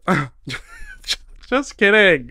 It never gets old. Anyway, our final scene for this episode is at the Salvador house. Damon walks into the library with a package and sees Stefan drinking some alcohol and was like, it's a bit early for you. And Stefan's like, I'm just toasting to control, meaning how he didn't feed on Meredith. And he asks Damon why he's in such a good mood. His plan went to shit. Damon jokes about being a philanthropist, restoring bridges and landmarks, and he rips open the package and is like, and history signs. And we see that it is the Wickery Bridge sign. And Damon says that this sign for Wickery Bridge is made from the same white oak as Wickery Bridge itself. Stefan realizes they think it'll burn down. And Damon's like, you should have seen it, brother. I stole my rage, but we have a weapon now. The game's back on, brother. And boom, Damon's like, let's go kill some originals. So yeah, Damon this whole time knew that he had the sign. That was like his safety net. So he sold his rage to Rebecca and Sage, wanting them to think that he thought that all the white oak was lost, but he still had the sign. So now they have a whole wooden sign that they can carve out into stakes. They have a bunch of white oak stakes, and they're all going to go after the originals and try and kill them all. Boom. That is the end of this episode and the end of this chapter. We worked through quite a bit this chapter. You know, we started off with a really fun ball. We found out Esther Michelson wants to kill her children. We had some more Klaus and Caroline flirting, which I enjoyed personally. We had a bit more beef between, you know, at this point in time, Elena's not getting along with Damon or Stefan. Stefan's struggling with, you know, his bloodlust, and we get to see some of that through the flashbacks, Damon and Stefan's relationship at this point, how Damon is taking a turning point with him, Bonnie and Abby struggles, what's going on there, and we finally found out, biggest of all, who the Mystic Falls serial killer is, and we get to learn about what's going on with Rick and this ring, and it only gets better and better from here, because the next video in this series will be the final video for season 3 of the Vampire Diaries, season 3 part 5, covering episodes 18 to 22, some of the best lead up, like the best, one of the best season finales. It's so good. So if you guys have not already, please make sure that you subscribe and turn on the post notifications bell so that you don't miss another Vampire Diaries video in this deep dive and recap series. I hope you enjoyed this installment. If you did, please give it a thumbs up and comment down below your thoughts. I love chatting with you in the comments. I respond to most of them as best as I can. And if you've not already, please go ahead and check out my Patreon if you want bonus content from me. We react to the scenes over there, and we also dive deeper into certain storylines, characters, and relationships. So if you ever want more content from me, that's where you can find it. And thank you to Keeps for sponsoring this video. Make sure you click the links in my description or go to keeps.com/LukeAlexander for your special offer and start your hair regrowth journey, or just have thicker, healthier hair. Hold on to the hair that you have. If you know a man in your life who's having hair struggles, or if you are a man yourself who's having those struggles, because hair is a vibe, you know? Anyway, guys, that's it for me in this video. I hope you enjoyed it. I hope to see you in my next one. And as always, I hope that you have a great day or night wherever you're in the world. Bye! Woo!